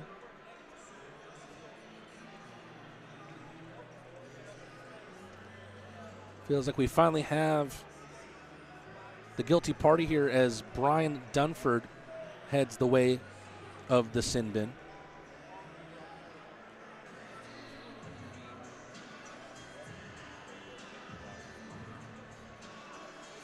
Rock Lobsters have already secured $3 tacos through the FanSaves app with the Casey Gallant power play goal. And it looks like it's actually going to be a penalty against Sammy Bernard, which will be served by Dunford, a tripping call against the goaltender.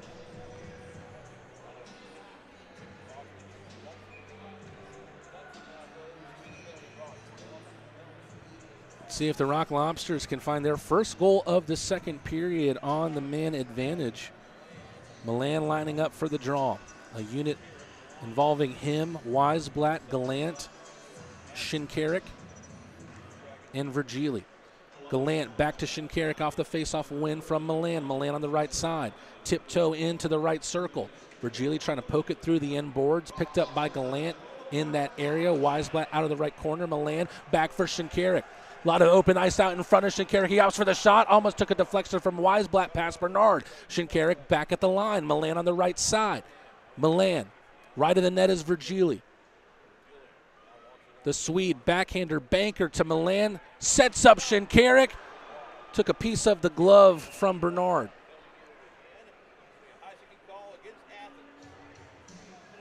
Not sure if we have a penalty here or if we just have a play that's blown dead by a high stick. It does look like Garrett Milan is going to the box, and that will quickly make this power play for the Rock Lobsters instead a 4-on-4. Actually, it's Garrett Milan tiptoeing to his spot over the face-off circle. So it'll still be a Rock Lobster power play. In fact, Milan wins the draw. Virgili. Back to Shinkarik. Shinkarik from the high slot opts for the pass. Milan right in front of the circle. Shinkarik from the left circle finds the top shelf. Captain Fantastic is fantastic once more.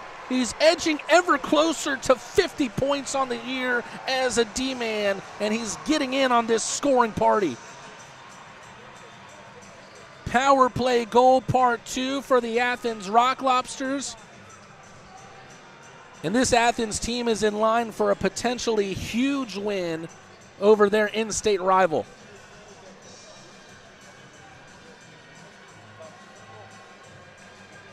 Things looking very good for this Athens team, not only for the short term as they look to win this game and expand on their cushion over the River Dragons and take back their spot at the number 2 in the Continental Division.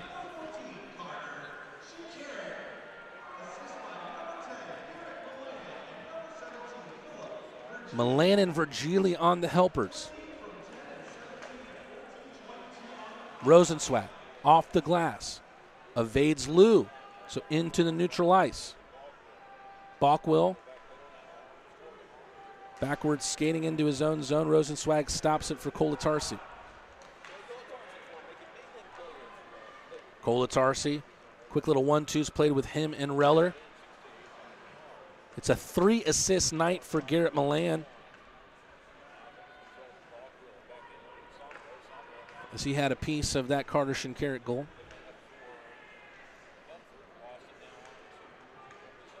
Malik Johnson causing a little bit of hesitation there from Brock Lou with his speed. Johnson wins it back at the end boards. His centering pass towards Gallant took a deflection off a River Dragon's skate and trickled towards Bernard. We go to another media timeout here. The Rock Lobsters make it 5-1 off the power play ripper from Captain Fantastic Carter Shinkarik. We'll be back after this commercial break. A reminder here that this broadcast of the Athens Rock Lobsters is brought to you by Piedmont Athens Regional. Real change lives here. Akins Ford is the largest Ford dealership in Georgia. If you're going to trust anyone, why not trust the biggest and the best? Stanfield Air Systems, we've spent the last 50 years fulfilling Athens' HVAC needs. First American Bank and Trust, we specialize in you.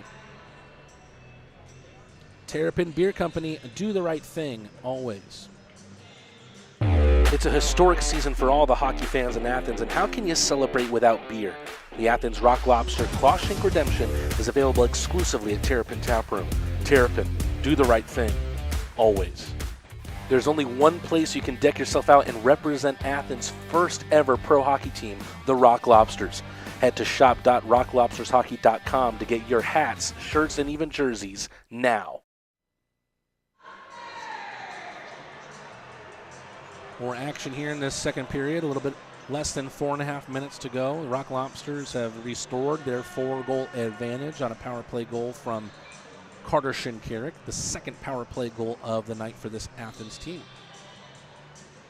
Trying to make this yet another night to remember here at Akins Ford Arena. It feels like we've already had a ton of those here in the Classic City. Puck set in by Kyle Russell. All the way around for Scott Doherty, who finds a tremendous pass for Ryan Hunter, the Columbus goal scorer in this game. It's off the skate of Hunter into the end boards. Russell back behind for Greco. Malik Johnson on the right side. Sends it high right under the big screen here at Akins Ford Arena. Slapped down expertly by Kason Gallant. Tries to return the favor, does Philip Virgili. Columbus with numbers going forward. Ryan Hunter dumps it in towards McDonald. McDonald using his strength, but Michael Greco has a bit of strength in his own body. Virgili takes one hard off the glass. Gallant racing for that one, sprawling to try and center it towards Johnson. Johnson gets the stick knocked out of his hands, taking exception to that against Anderson. He wants a little bit of Rochambeau there. Russell. These two are thinking about it. Malik Johnson with the oven mitt into the face of Anderson. When is the fight going to happen here between these two teams? Connor Lind watches Malik Johnson into the box, and it looks like we're going to a Columbus River Dragons power play. Rock Lobsters are repeat offenders tonight. If you find yourself in the sin bin without anyone to call, why don't you call Leslie Jones Law? I want to welcome Soccer Boy back into the chat. Feels like a long time since we've seen him. Welcome back, Soccer Boy. Great to see you.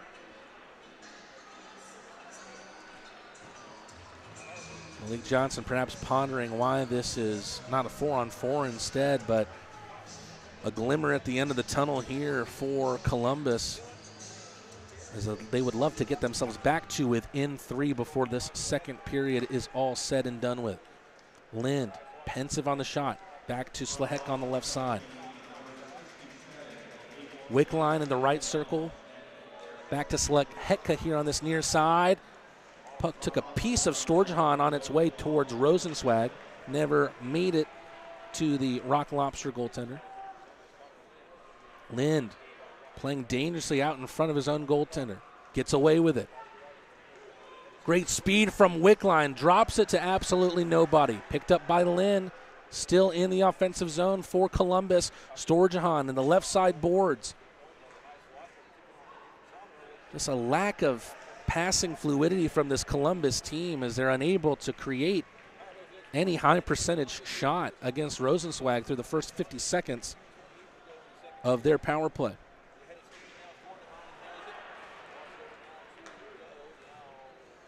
Poked in on the right side, and Kolatarsi with a clear road to clear it into. Bernard leaves it for Storjahan.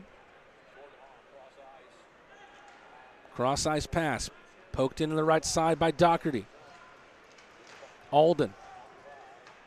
Can't poke it free. Loose puck for Wiseblat. Slapped at by the 88. And the 28, Brendan Ronan, has a chance to make it a 6-1 game. Just missed over the bar.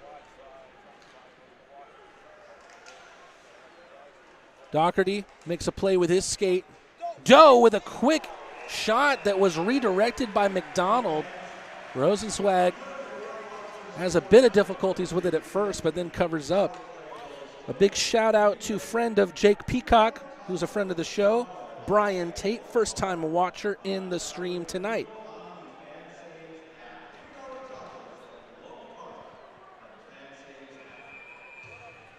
Still 18 seconds to go on this Columbus power play. We've somehow evaded any fights on the night thus far. We'll see if we can do that for another 21 and a half minutes here. Underwood tries to treat two defenders like saloon doors, but they have them slam right in their face. Does Columbus, cleared out, and the Rock Lobsters will end this second period at even strength.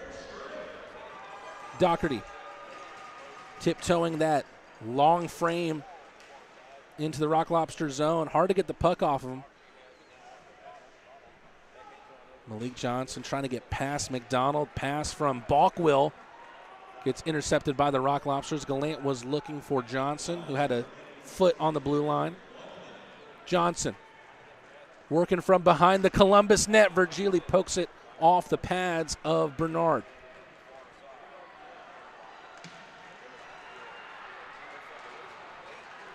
Johnson pushes a Columbus player down to the ice in the corner. It feels like Malik Johnson is the likely dance partner for a Columbus River Dragon at some point in this game. We'll see. Michael Greco always has surprises in his belt. As we see a shot come off Rosenzweig straight up high, Greco plays it down with his glove. Here's Greco on the puck once again. Glukarioff, who's on the hat trick still, finds Gallant, dumped in by the Canadian off the pass from the Russian, and the Russian will chase. Clever little play there from Connor Lynn to get it back behind him. 10 seconds left to play here in the second. Austin Doe takes it in, but he won't find the buzzer beater as it's swatted away from him by Kyle Russell, and we'll go into the third period with a hefty 5-1 advantage for the Athens Rock Lobsters. We'll take a look at how the second period went down. Just 2 goals in this period. Ryan Hunter was the first to do so to find the first Columbus goal in this game. Good passing play, Storjahan to Wickline to Ryan Hunter. And on the power play, they're able to scratch one back and make it 4-1. But that 4-goal advantage was returned by Rock Lobster captain Carter Shinkarik with his own power play goal fed to him by Philip Virgili. A tremendous shot into the high shelf. And because of that, we have ourselves a 5-1 game. Well, we kind of teased it earlier on in the show. I had a chance to talk with Orca Wiseblat about his unique path to being a pro hockey player, as well as his NHL playing brother and his mother, who, despite having difficulties with her deafness in her life, she was able to raise 4 hockey playing sons who have all made it to the professional level. Here's the story of Orca Wiseblat.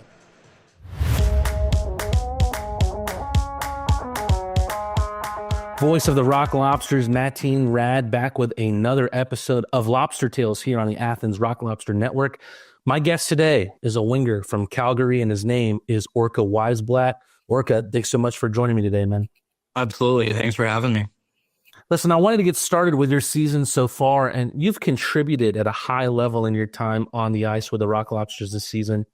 Watching you as much as I have, you have such an all-around game, and you don't have a lot of chinks in your armor.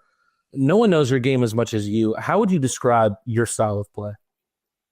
Yeah, I think, I play a little bit of a different game than most people. I like to kind of slow the game down just a little bit. I like to think the game very, very well. I think for me, I'm more of a playmaker. So obviously, when you're playing with Millsy and Danny there, they can put the puck in the net. So it's fun for me to, be creative with my play style. It's been so great to see you back on the ice after suffering an injury earlier on in the year against Monroe. Can you talk about the injury you sustained and what the recovery process looked like for you after surgery? Yeah, for me, that sucked, obviously. Last year I broke my ankle, so 2 injuries back to back is never fun. Wrist is feeling good. Obviously it was a process to get the strength back and whatnot. But I feel good. with it being your top hand, you don't realize how much, you use your wrist and whatnot. But, I've adjusted to it, and I feel good. You had a difficult injury last season, as you just mentioned as well, when you were with the Pensacola Ice Flyers in the SB. I know it seems like those days are behind you with, the injury this year and the injury last year, but, how did you handle things, and how frustrating was it since you left the WHL? Because it seems like it's been very sort of start-stop for you. Yeah. Obviously, there's a lot that goes into it.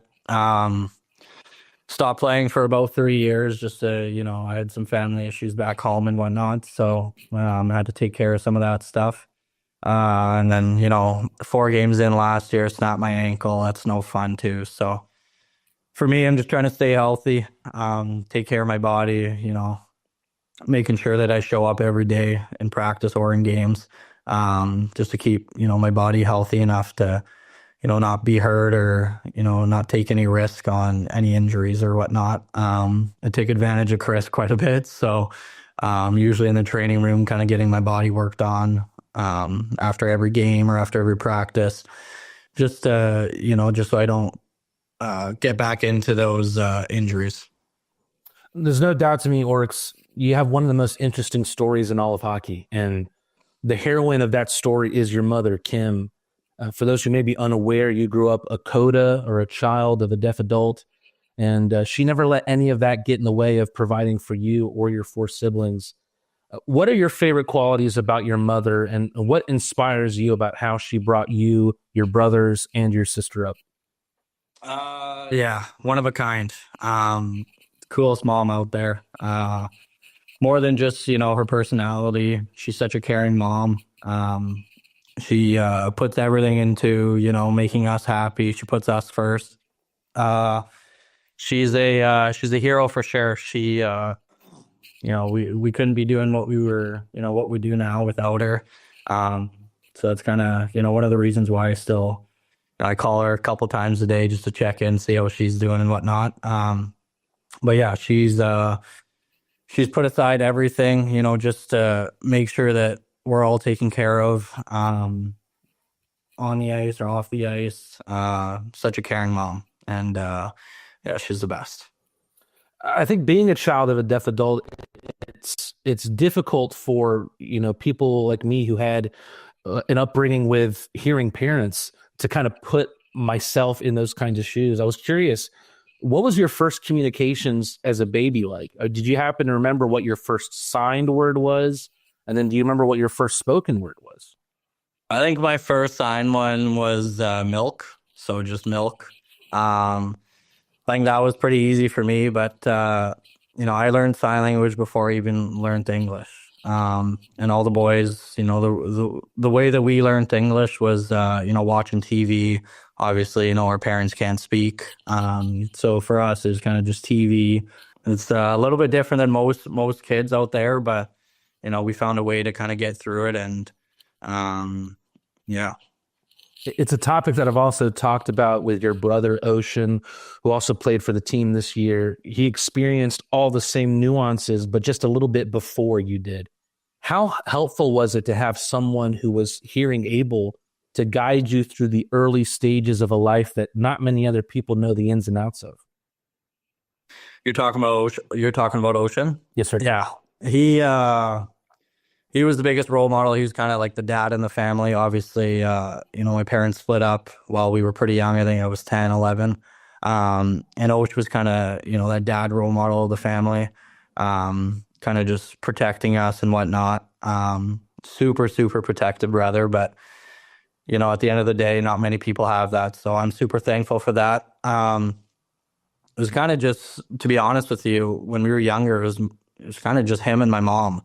Kind of just, helping out with the family, making sure everything's taken care of. If something goes down, Osh is usually there. Translating with my mom at, a school or the grocery store, wherever. My mom's, she's good with that stuff. But for us, we're hearing, so we're always trying to kind of get in there and make sure that we can help out as much as we can. But, yeah, Osh was usually that, that one guy who took everything on his shoulders and kind of just, he was a dad role model.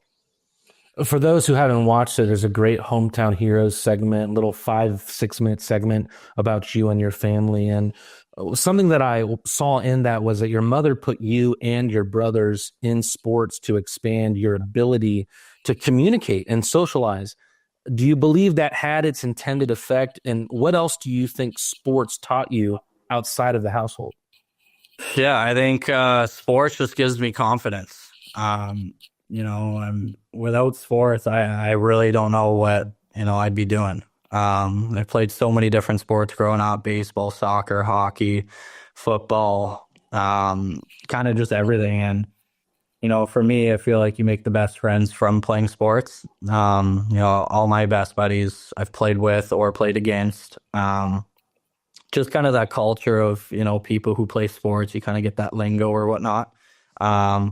So for me, obviously it was huge. Not really sure what I'd be doing without, playing hockey or, back home, I usually play softball in the summertime and, a lot of golf and whatnot. But sports is, don't know what I'd be doing without it. A large portion of the hockey community is familiar with the Wiseblat boys. You, Ocean, your brother Ozzy, and we'll talk more about him, and also Oasis. 4 brothers that all play hockey, but someone who gets lost in the mix, and probably a lot of that has to do with her young age, is your sister Oceania. I don't know if I'm pronouncing that right. Oceania. Yeah. Has she shown some of the same interest in sports, or maybe even hockey specifically? She hates it. She hates it. She had to, go to the rink and watch all 4 boys play her entire life, so she hates it. Well, but she's a sporty girl though. She's a very active girl. She's more into like horseback riding and all that kind of stuff. Hockey's the no-go for her though. She'll never strap on the boots. She'll never hockey's not for her, but she loves horses. She loves all that kind of stuff. It's more her. She's more of a girly, obviously, 4 boys. We're pretty protective too, so I don't think she'll be finding a boyfriend anytime soon. I was going to say 4 hockey playing brothers. She must be the safest girl in Calgary, huh? Yeah, you should. My little brother Oasis, he's a little Rottweiler in our family. He's the obviously just because he's closest to her age, but it's fun. It's we got such a fun family. Summertime's so much fun. I just saw my mom for the first time in a year and a half, obviously, when I went down to go see Oz. And that was just the best thing ever. She's in London, Ontario right now. So summertimes I spend it in usually in Calgary or Vancouver. So I don't get to spend too much time with her. She moved out, I think, 2 years ago. So seeing her for the first time was awesome. When I first met you and your brother Ocean, and knowing kind of the trend among your name, I mean, obviously Ozzy bucks that trend, but Oceania, Ocean, Orca, Oasis, all sort of, let's say nautical themed names. What was the inspiration from your mother to go that route? Do you know? I think she's just she's big time hippie. We were born in Bowen Island. So basically it's just kind of just right off of Vancouver. It's just a little island. We had a house kind of just on the ocean. So for me, apparently she's seen, orca whales all the time. So that's why she named me Orca. Ocean was just because of the ocean. Ozzy, I have no idea. I think Ozzy Osbourne, the singer. Oasis, no idea. And then Oceania is just spelt, it's ocean with an I and an A at the end. So not really sure what the background from that is, but I get that question quite a bit and I just never know how to answer it. That brings us to the next topic, which is your brother Ozzy, who made his NHL debut with the Nashville Predators right at the start of the new year. No doubt there's a great feeling in your heart seeing a Wiseblat make it to the show, but I want to know if it feels like a fruition of everyone's hard work, from your mom to you and Ocean, who kind of paved the way, or do you view it as something that he accomplished completely on his own? I think it was just him. obviously growing up, we trained so hard together, but at the end of the day, the way that guy works is just, it's night and day. Just it's so special to see how hard that guy trains. Summertime, he's in the gym. If he's not in the gym, he's taking care of his body. If he's not he's always doing something. So, as much as I want to take credit, it's all it's all his hard work and his passion for the game. And when you love something so much, you don't really like to do anything else. And that's kind of him. He just hockey, hockey, hockey. So couldn't be more proud for him. I saw the behind the scenes footage of the post game after his NHL debut, and he gets recognized by Steven Stamkos.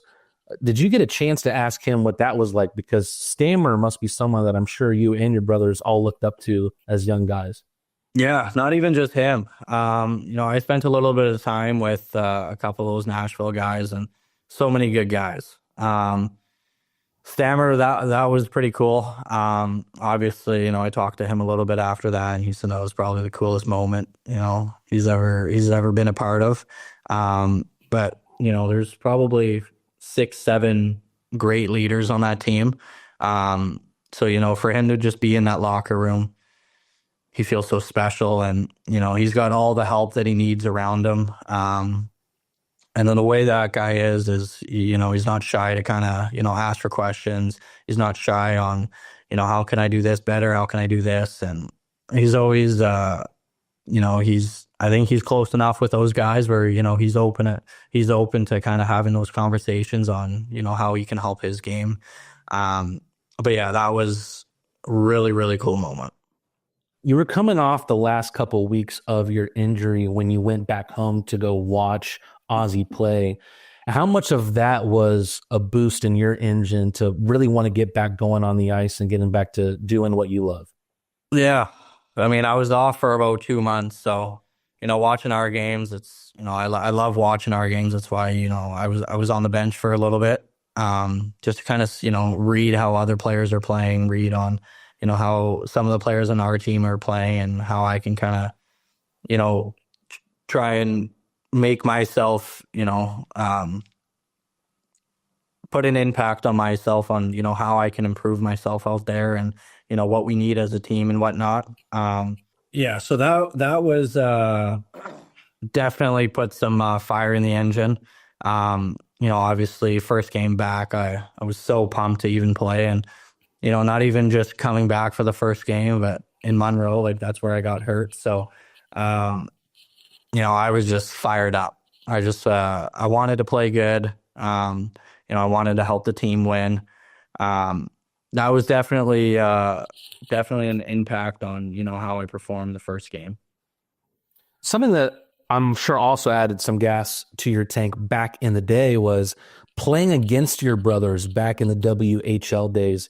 Is it difficult not to focus on what they're doing on the ice when you're playing against them and focus on yourself, or are you wanting to get the better of your flesh and blood? It's a good question. So Ozzy and Oasis were a little bit different. I grew up kind of just playing with Ocean most of my life. Obviously, he's a year older than me, so I was always kind of up a level playing with them.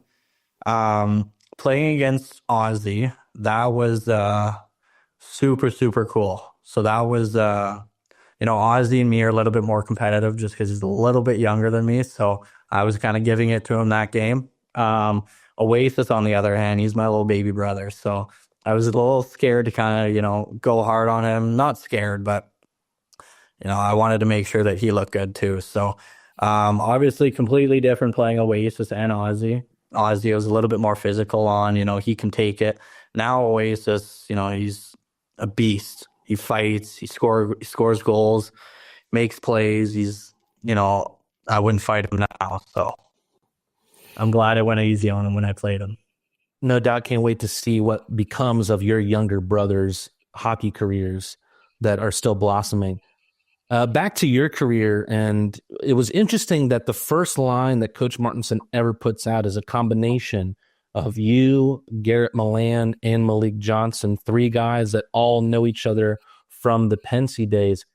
How poetic did it feel to get on the ice with this new team, but have two guys that you know very well in the center and the other side of you? Yeah, I mean, two great hockey players. Different hockey players, but start with Mallow. Mallow is he's such a good hockey player. He might not be flashy, but he does everything right. He works so hard. Smart hockey player too. Extremely physical. Not a player you kind of want to play against. Millsy, super skilled. Fun playing with him. Me and him kind of, especially now we're on a line. That chemistry that we have. It's pretty good, especially when we're both kind of buzzing some games. I don't feel my best, but, I try to contribute somehow.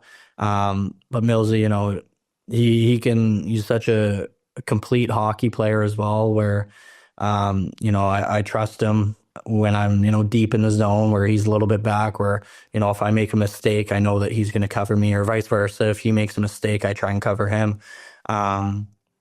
Two great hockey players, though. Well, Orca, talking to you about you and your story has been one of my favorite chats of the year thus far. Thanks so much for taking the time, man. Appreciate it. Thanks for having me.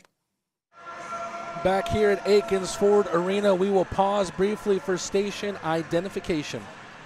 WGAU and W254CJ Athens, 98.7 FM and AM 1340 WGAU. And there's Carter Shinkarik, who put the finishing touches on that second period. His power play goal was the answer to Ryan Hunter's power play effort, and that's the reason we stand at 5-1 right now. The Rock Lobsters with a hefty advantage, trying to close this out in the final 20 minutes to secure 3 points in regulation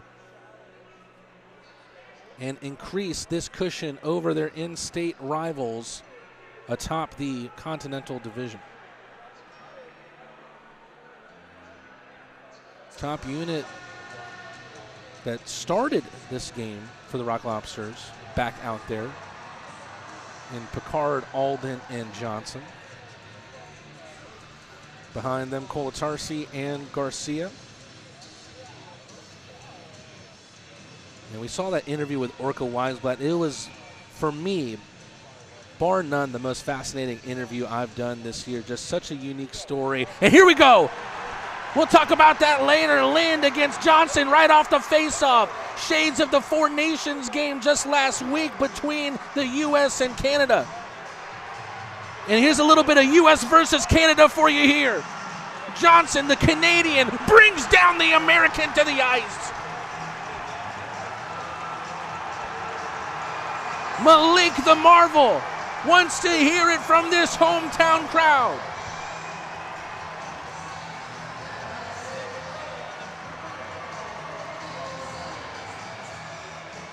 The Rock Lobsters might have 2 wins on this night, the way things are going.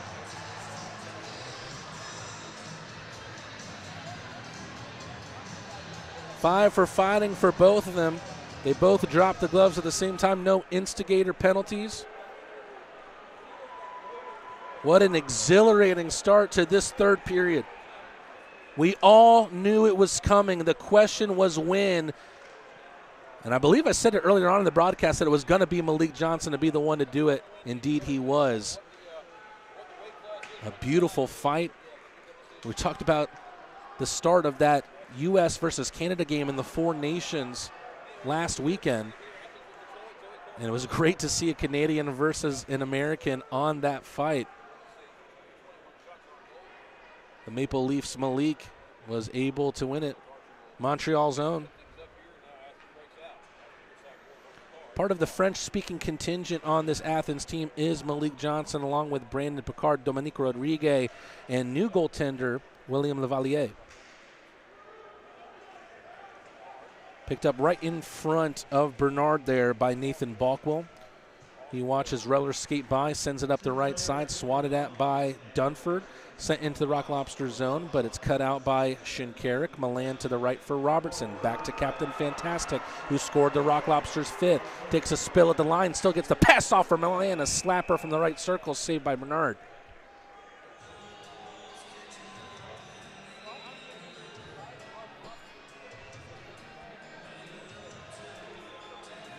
Shots on goal in favor of the Rock Lobsters, 25-21. It's been a solid night for Rosenzweig thus far, who's made 20 saves. Offensive zone draw. Milan to the right of Bernard. Jemayev smacks it into the boards for himself. Robertson cuts out the pass. Long-range shot deflected by Wiseblat. Straight up into the air. Picked up by Milan. Shinkarik at the line. Robertson on the left side. Wiseblat trying to get away from the linesman there. Couldn't get a hold of the puck. Milan able to poke it back into neutral ice for Riley Robertson. A fantastic pass out to the right for the man who's on the hat trick. Wiseblat around the net. Centering pass to Neil Glukaryov. Was hindered there by Jemayev. Glukaryov trying to usher that puck into his care. Instead, here comes Ryan Hunter, who's flaming down the left side. Cross crease pass, no one there.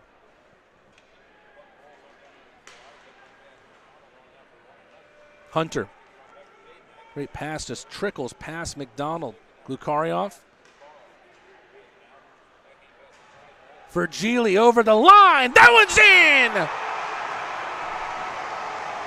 How sweet is it for Virgili, who came into this game with 10 points over his last 6. Speaking of 6, he just put 6 on the board for the Rock Lobsters.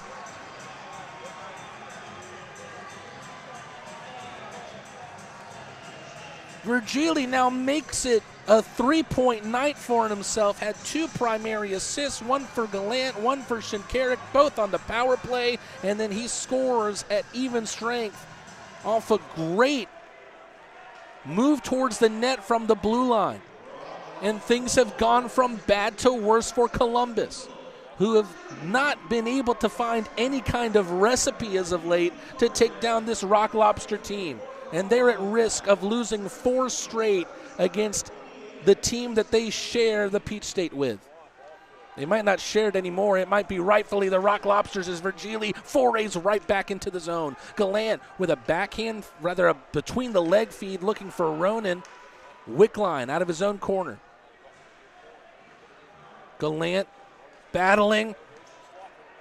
Brendan Ronan with a good move into the slot, then gets edged out. The River Dragons ice the puck with 16:59 to go. It is nothing but good feelings here on Western night in Akins Ford Arena. We saw a little saloon tilt there between Malik Johnson and Connor Lind. Johnson got the better of Lind, and the Rock Lobsters getting the better of Columbus. 6 goals on the night. And 6 has been the magic number for the Rock Lobsters against Columbus as of late. Their last 2 wins here at Akins Ford Arena against the River Dragons back on February 5th, 6-3. The week after that, a 6-4 win against Columbus. We saw a shot from Picard. Reller was almost there to poke that in. Rock Lobsters want the delay of game as that one was over the glass, but the referees say it take a deflection.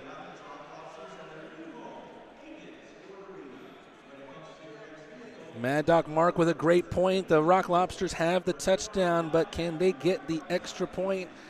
And also a special shout out to first-time watcher in the chat tonight, Juan Cordova. Juan, thank you for tuning in and being a new member of the Athens Rock Lobster family. Back in action. Reller cuts out the pass at the end boards. Garcia picks it up on the right side.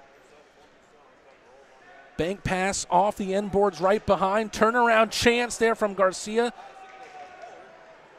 Picard refusing to touch it after it was played by a high stick by Reller right in front of the Columbus goaltender. Garcia with a slapper, takes a deflection, bounces down for Reller, takes a shot, which itself deflects into the netting over Bernard.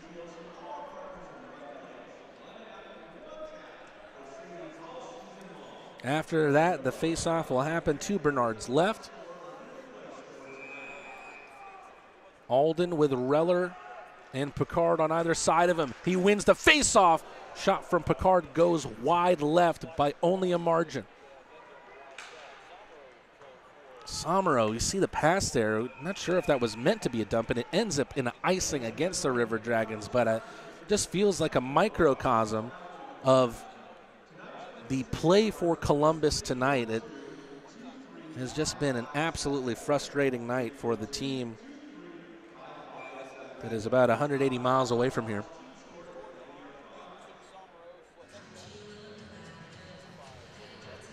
Here we go again. Alden against Somero. Alden wins it again, trying the quick backhand flip, but straight into the glove of Bernard Israeler.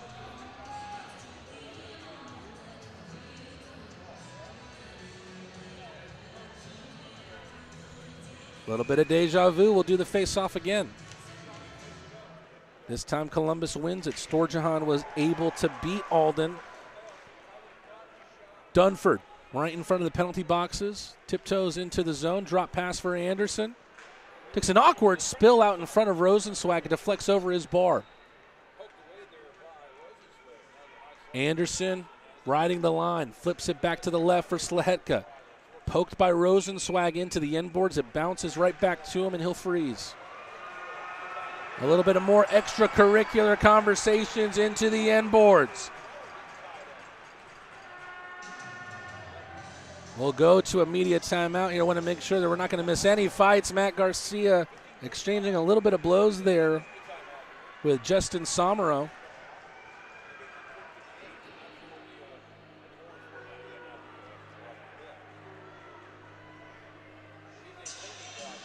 More than a few entertained Rock Lobster fans right in front of the glass.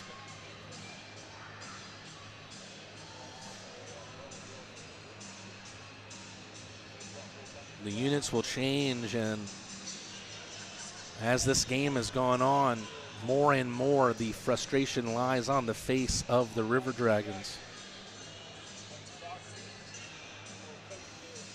There's been 9 games coming into this contest played between these two teams. The Rock Lobsters had the slight advantage at 5-4.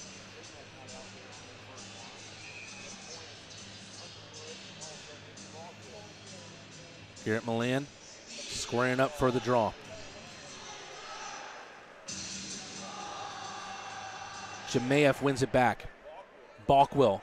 Long range shot, loose out in front. Rosenzweig back into the butterfly. Did that one go in? No, says the referee. We saw Rosenzweig make the initial save as it was going 5-hole. Then he had to quickly sprawl back behind him to potentially prevent the biscuit from going in the oven.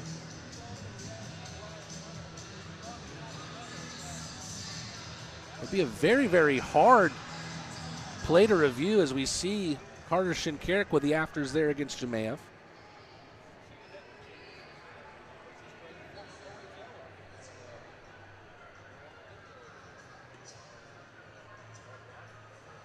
It has been a very, very physical game. And I remember talking with Tom Callahan earlier on in the season, and perhaps there was 2 games played at that point between these two teams, and I had called the series between the Rock Lobsters and the River Dragons a rivalry. And he said, hey, look, you're just a greenhorn, kid, said Tom Callahan, which maybe he had a point. And he said, look, just 2 teams. There's no rivalry yet. But I think both him and me can agree these are 2 teams that just do not like each other one bit. And you could smell that up here in the press box from the rink. Glukaryov, who's been waiting to try and complete this hat trick, looking to make a play forward for Wiseblat, picked up by the different 88 for Columbus. Hunter on the right side. Doherty with a right circle shot. And the River Dragons still can't force it in. And things are going absolutely nutty behind the Rock Lobster net.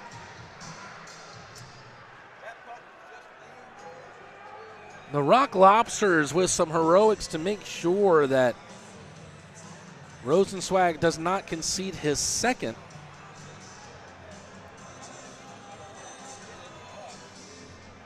It has been a complete defensive effort from the Rock Lobsters in this game. And talking with some of the people here in the press box, it was just interesting that this Columbus team, who has been such a force through the first 3-4 months of the season, they're not looking as competitive against this Rock Lobster team as the team from Danville, the Dasher Hockey Club, which gave the Rock Lobsters a fight 3 games in a row despite the fact that they've lost 33.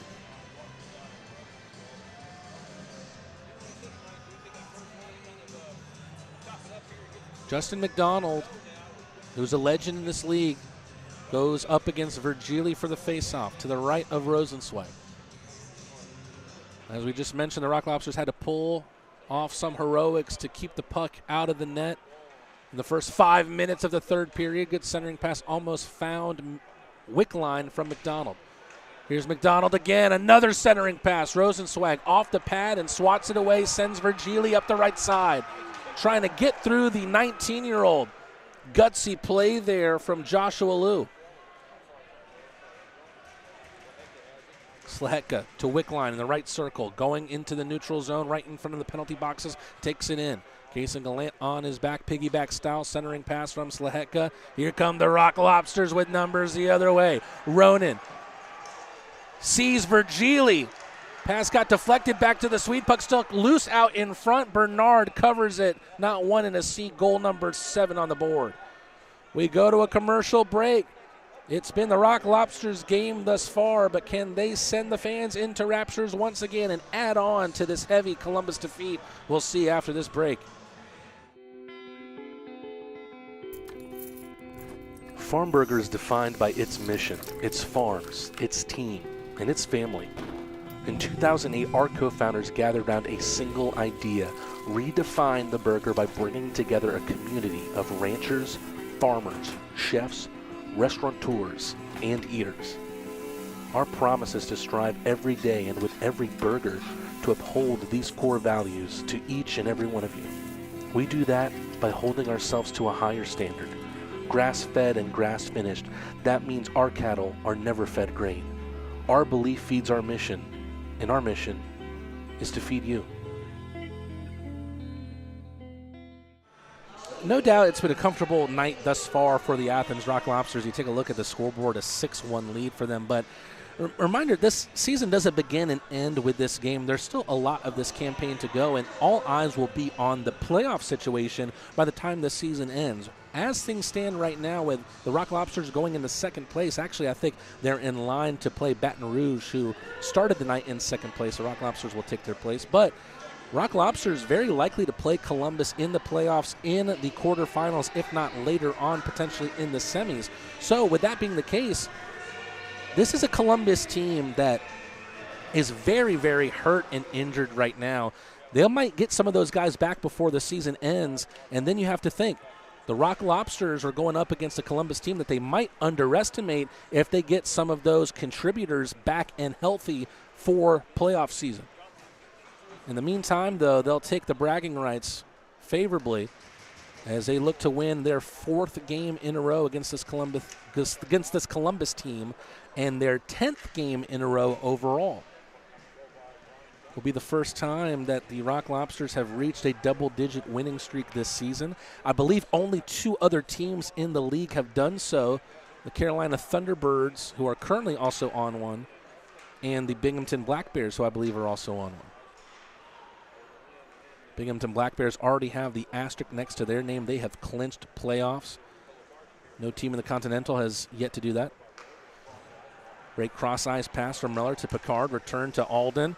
Reller loose out in front. Brandon Reller tries to stick it in between his legs. Batted away by Bernard. Storjahan right on the Lobsters. Sends it into the inboards. Rosenzweig thinks about playing it. Instead, it's picked up by Greco. Greco to Robertson. Nice evasiveness there with the puck. Takes it in behind Rosenzweig's net. Greco up the left for Johnson, who's back from his fighting major, which opened up the third period. Virgili out of the left-hand corner. Drops it back for Robertson. On the right side is Greco. Thinking about the long-range shot. Johnson with a deflection out in front. Takes it wide right. Gallant diving to try and get something on that one. Sends it up the left side for Columbus. Now working centrally is Scott Doherty. The Columbus big man taking the puck in. Michael Greco on his hind end, able to make a play on that one. And then he slaps it away. Johnson trying so hard to get past the captain Underwood there. Ooh, a risky pass. Bernard swats it right back at Underwood. Milan takes the Columbus captain into the boards. One of the youngest players in the FPHL, Lou, loses the puck. A 2-on-1, Milan to Wiseblat, forehand, backhand, misses out on it. Shinkarik whiffs on the shot. Russell will pick up the loose biscuit in his own ice. Here comes Glukaryov. Shinkarik with a great move on the zone entry all the way around for Wiseblat on the left side. Glukaryov is winding something up, sends a pass towards the slot. Tipped by Milan, centering pass, Carter Shinkarik. A shot that gets deflected by Wiseblat out in front of Bernard. Shinkarik has to use some of his skating ability to get to McDonald. Russell with a great play to take Wickline into the boards. McDonald to the line for Lind. McDonald from behind the net. Creative, almost lacrosse-style play. And we've got a penalty in behind the net. Wickline took Russell down to the ice with a little bit of an oven mitt to the face.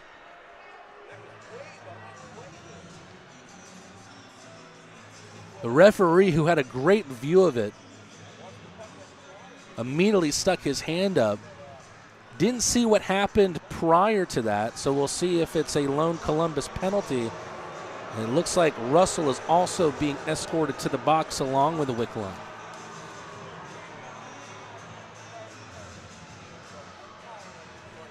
So as for now, it looks like those two will offset.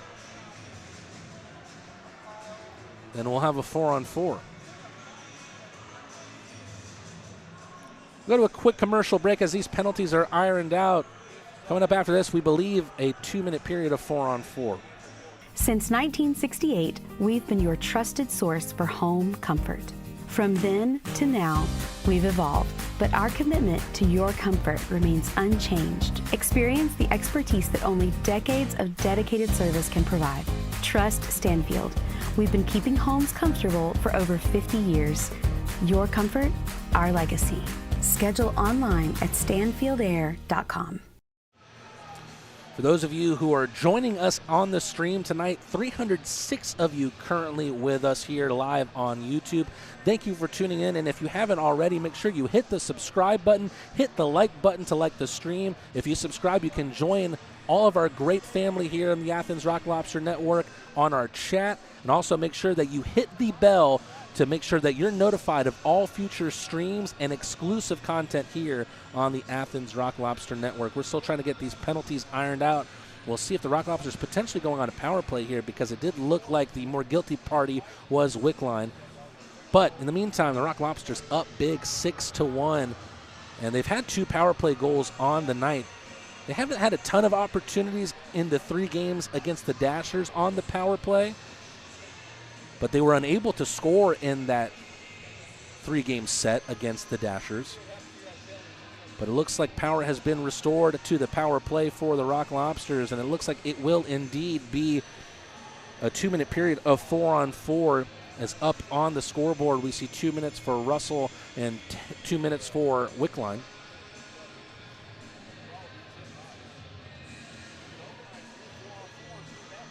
And it's a Western night here at Akins Ford Arena. So I'm curious, for all of the Rock Lobster fans watching tonight, who is your favorite country music artist? I'm a big Brooks and Dunn fan myself.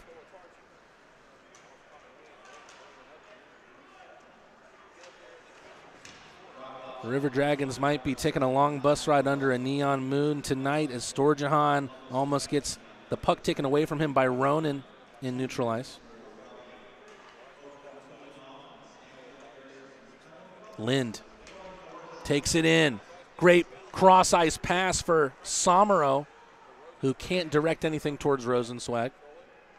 Kolatarsi to the left for Picard. Picard with a great move, finding Reller. Glove saved by Bernard. Brandon Reller really trying to ride what was a great 3-game series for himself in Danville into this lone home game for the Rock Lobsters before they head to Blue Ridge for 2 games on Friday and Saturday, and will return here at Akins Ford Arena for a Sunday night game. Michael Williamson loves Alan Jackson, a Georgia boy through and through. Good face-off win. Johnson for Greco, whose shot is pad saved by Bernard. Johnson was waiting on the welcome mat, but didn't get there in time. Just wide is the Columbus shot on Rosenzweig. McDonald behind the net. We go into the last 10 minutes of this game, and the Hunter shot is saved with the blocker of Rosenzweig. Good read from Gallant here to spring the Rock Lobsters forward. He wants the return from Johnson, but he's edged out there by Hunter. Gallant has it back, was looking for Shinkarik, who was going hard to Bernard's net. Shinkarik has already had a great night here against his former team.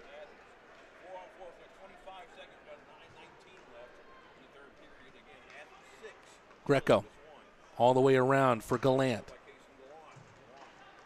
Greco up the left for Milan. Too much space for a man who's very, very speedy. He drops it to Shinkarik. High slot shot off the glove of Bernard and back into the end boards. Columbus captain Kirk Underwood has it. Hunter on the right side. Both teams returning to even strength. Wickline gets surrounded by 2. Hunter had a chance on the shot, but was surrounded by Rock Lobsters. Russell with a good burst of skating there. Milan tries to get to it, but Cody Wickline was smart to what was going on there. Robertson almost loses it in between his skates, but Kolatarsi was there to sweep away any dirt. Sleheka in the right face-off circle in his own zone. Underwood to Jemayev, who enters on the right side. Great play with a stick for Virgilia. 2-on-1 developing here. Glukaryov, who's on a hat trick, very unselfishly with the pass. Wiseblat with a great move. Went for the shot. Wow, what a move there from Wiseblat. Trying to stuff it in from behind is Glukaryov. Kolatarsi fakes the slapper. Ooh, puck was loose out right behind Bernard. Glukaryov couldn't sweep it in. Wiseblat again with a shot. Another save from Bernard. Rock Lobsters really racking up the shots on goal here. Virgili protects it back to Kolatarsi. Wiseblat from the corner in behind Bernard's net. Steps on the brakes, loses an edge. Sleheka uses that to his advantage, but wow, what a shift here from this top Rock Lobster line.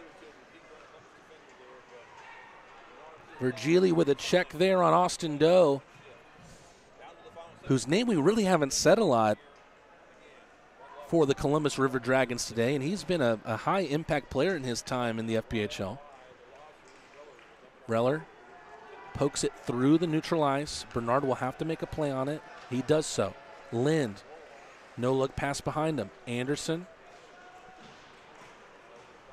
Columbus can't get it out. Shinkarik rides the rink to the right for Reller.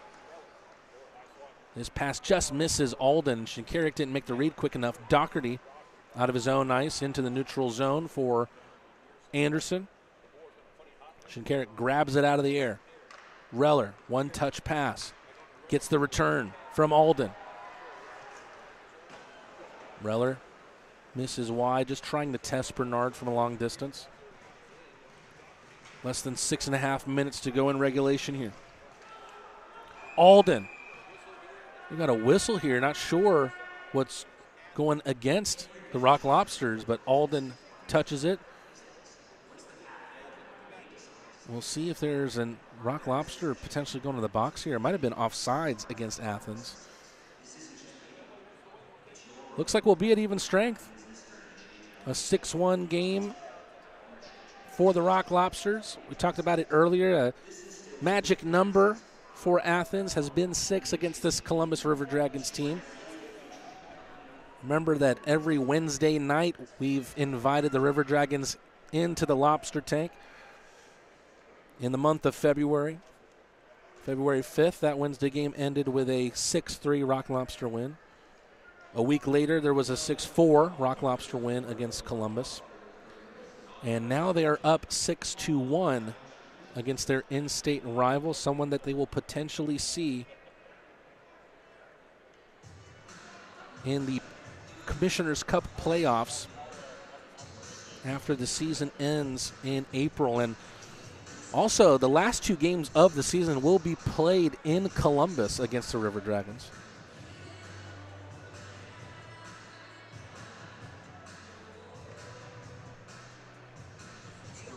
Puck to the left of Rosenzweig. It's going to take a miracle now at this point, really, for the River Dragons to even make this game close. Well, you never say never in the game of hockey. Somero wins the draw against Virgili. Lukaryov is back on the ice. No doubt Steve Martinson, knowing that his Russian number 77 is on a hat trick. Great stick handling ability there from Glukaryov. Gets the pass back, eventually finds Picard, put into the corner by the French Canadian.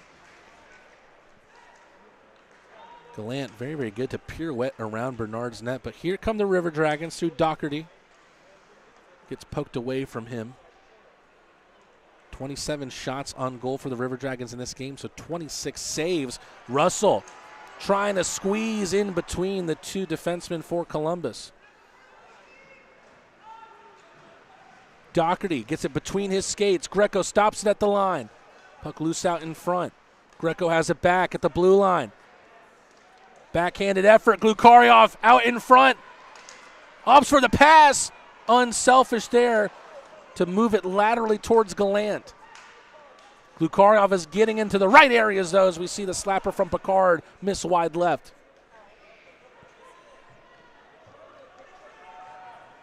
Greco.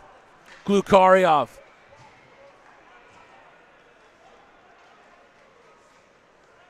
Underwood just trying to settle things down. No doubt this Columbus team does not want to see any more Rock Lobster goals on the board, as they have conceded 18 goals in their last 3 games against Athens. Malik Johnson making life difficult for Hunter. That springs Virgili the other way. Alden leaves it for Johnson. Kolatarsi at the line, stopped by the skate of Underwood. Alden with good stick work, leaves it for Virgili. Virgili with the move at the line. Tricked everyone on Columbus, but also Alden as well. And Alden moved offside before the puck was taken in. Still a very, very chippy and chirpy game here at Akins Ford Arena. And part of the ice crew here is just spilled out onto the ice, and very, very kindly Malik Johnson helps him back to his feet and gets him his shovel back.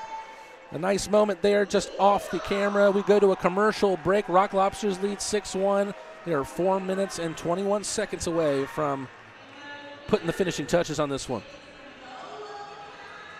Every business owner who's built a business wonders about their company's legacy. What's the path forward after they decide to take a step back? At the heart of every succession plan is a vision that safeguards hard-earned success. This isn't just paperwork. It's your roadmap, guiding a business during a change in ownership and detailing how ownership transitions and key financial decisions unfold. This instills a profound sense of pride, belonging, innovation, and commitment, ensuring a stable future for the company and a rewarding exit for you. Let's forge that path together. There's only one place you can deck yourself out and represent Athens' first ever pro hockey team, the Rock Lobsters. Head to shop.rocklobstershockey.com to get your hats, shirts, and even jerseys now. This is it, 40% off. Don't miss your chance to grab your favorite Rock Lobsters hockey gear before it's gone. Our last call, last chance sale is your final opportunity to score incredible deals on all your must-have apparel, from hoodies to long sleeve and short sleeve tees and more. This is the ultimate sale for diehard fans. Shop now to get your gear before it's too late at shop.rocklobsterhockey.com. 40% off. What else could you ask for? Face off out in front of the penalty box. Milan gets it back at the line. Dumps it in, sends Glucari off into the corner, who's getting a lot of ice time late on in this game as he's on 2 goals. McDonald takes a great cross-ice feed into the right side of the Rock Lobster zone. Backhand pass. Rosenzweig with a great save on Doe. Glucari almost sweeps it in on the misplay from Underwood. Creates a play instead for Milan, who tried to toe drag it past Lehetka. Wickline to Shinkarik. Skylar Cannon asks in the chat, Mateen, who are you going to go and try and get an interview with next? You mentioned one of them, Michael Greco, is someone who I definitely have on my list. Malik Johnson we talked with earlier on in the year, but it wasn't on video. That was when we were doing audio interviews. That's when he told me his love for Marvel movies, and that's why we've dubbed him Malik the Marvel. Told me that his favorite was the Tobey Maguire Spider-Man. I don't know if I'm dating myself. I remember being in the movie theater as a kid watching that movie. Lind doesn't get the feed from Storjahan. Rock Lobsters not trying to risk anything here. Just send it away from their ice. Kolatarsi pokes it over the penalty box, and that will stop the clock at 2:48.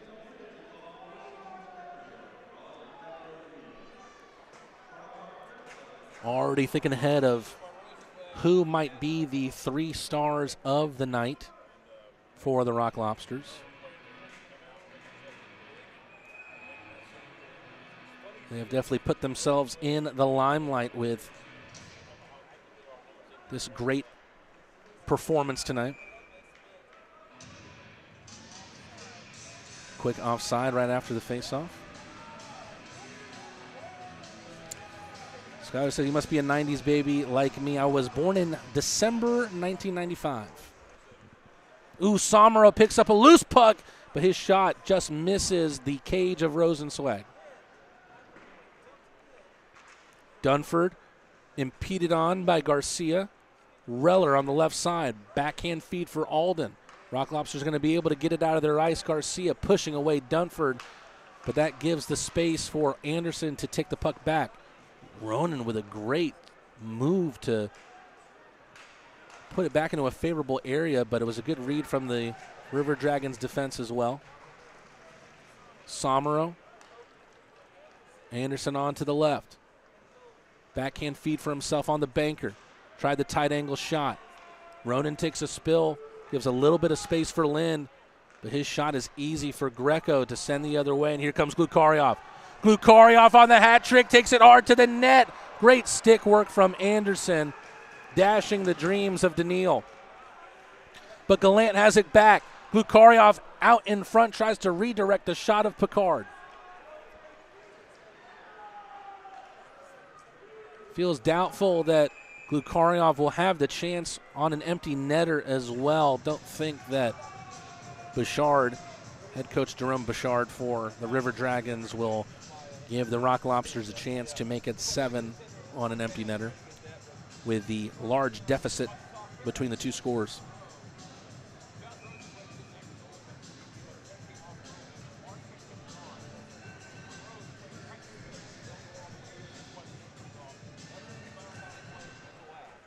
Gallant, Greco, Picard. Glucariov still out there for the Rock Lobsters. Great touchdown there from Hunter. Little hezzy step. Rock Lobsters, if they could spring this puck, would have great numbers the other way. Instead, it's spilling all over around the crease of Rosenzweig. Lou over for Balkline. Pad save from Rosie.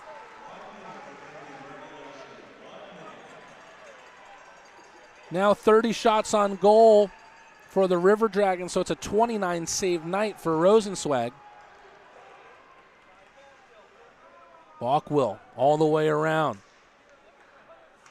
Centering pass. Wickline gets it poked away from him. Can't make the play with a skate, Balkwill. And we are down to our last half a minute of play here at Akins Ford Arena. Ryan Hunter hunting for anything to try and be proud of in this game. He has the one goal in this night, though, for the River Dragons. Alden sends it in. Bernard plays it around the glass. Listen to this Akins Ford Arena crowd as this game draws to an end, as they say, let's go, Lobsters. No cardiac crustaceans tonight. It feels all quite comfortable, in fact. A 6-1 win. Josh Rosenzweig down to a knee. He makes 29 saves in this 6-1 win against the in-state rivals of the Rock Lobsters, the Columbus River Dragons. Is Rosenzweig in line to be one of the 3 stars of the night?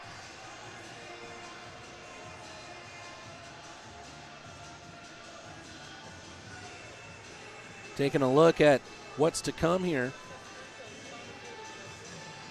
I get the 3 stars sent to me. And it was a very, very difficult night to try and pick 3 guys that impressed more than other people on the night, just because there were so many contributors.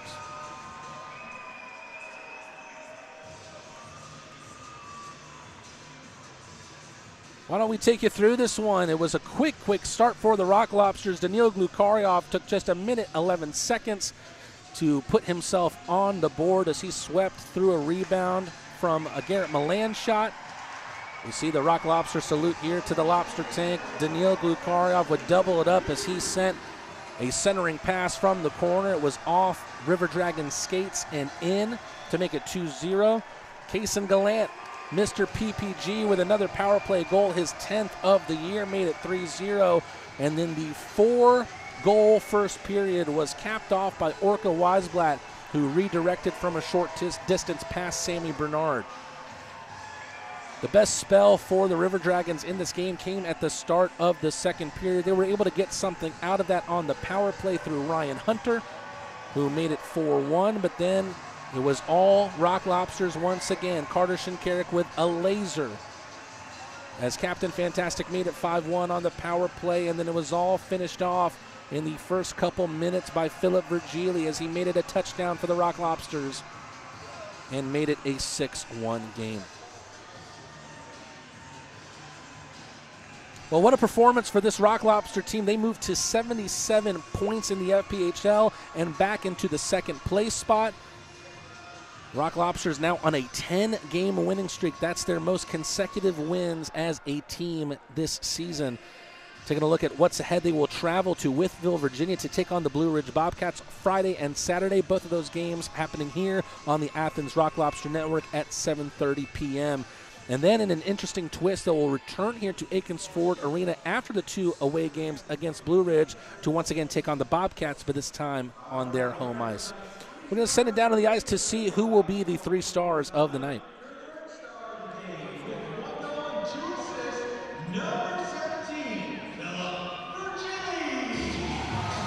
Philip Virgili, a goal and 2 assists. His notch made it a 6-1 game.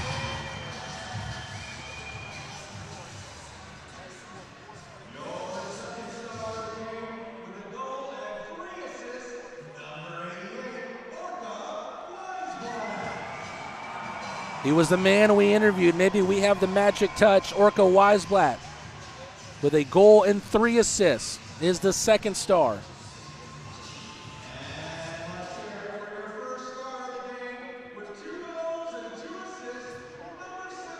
But wasting no time in this game was Daniil Glukaryov, who with 2 goals and 2 assists, 2 goals in the first opening 8 minutes of this game, was a big reason why they were able to start hot and end hot as well. Wait, I want to see if we could hear this. Daniil Glukaryov getting interviewed here. And Daniil, English not his first language. Let's see what happens here.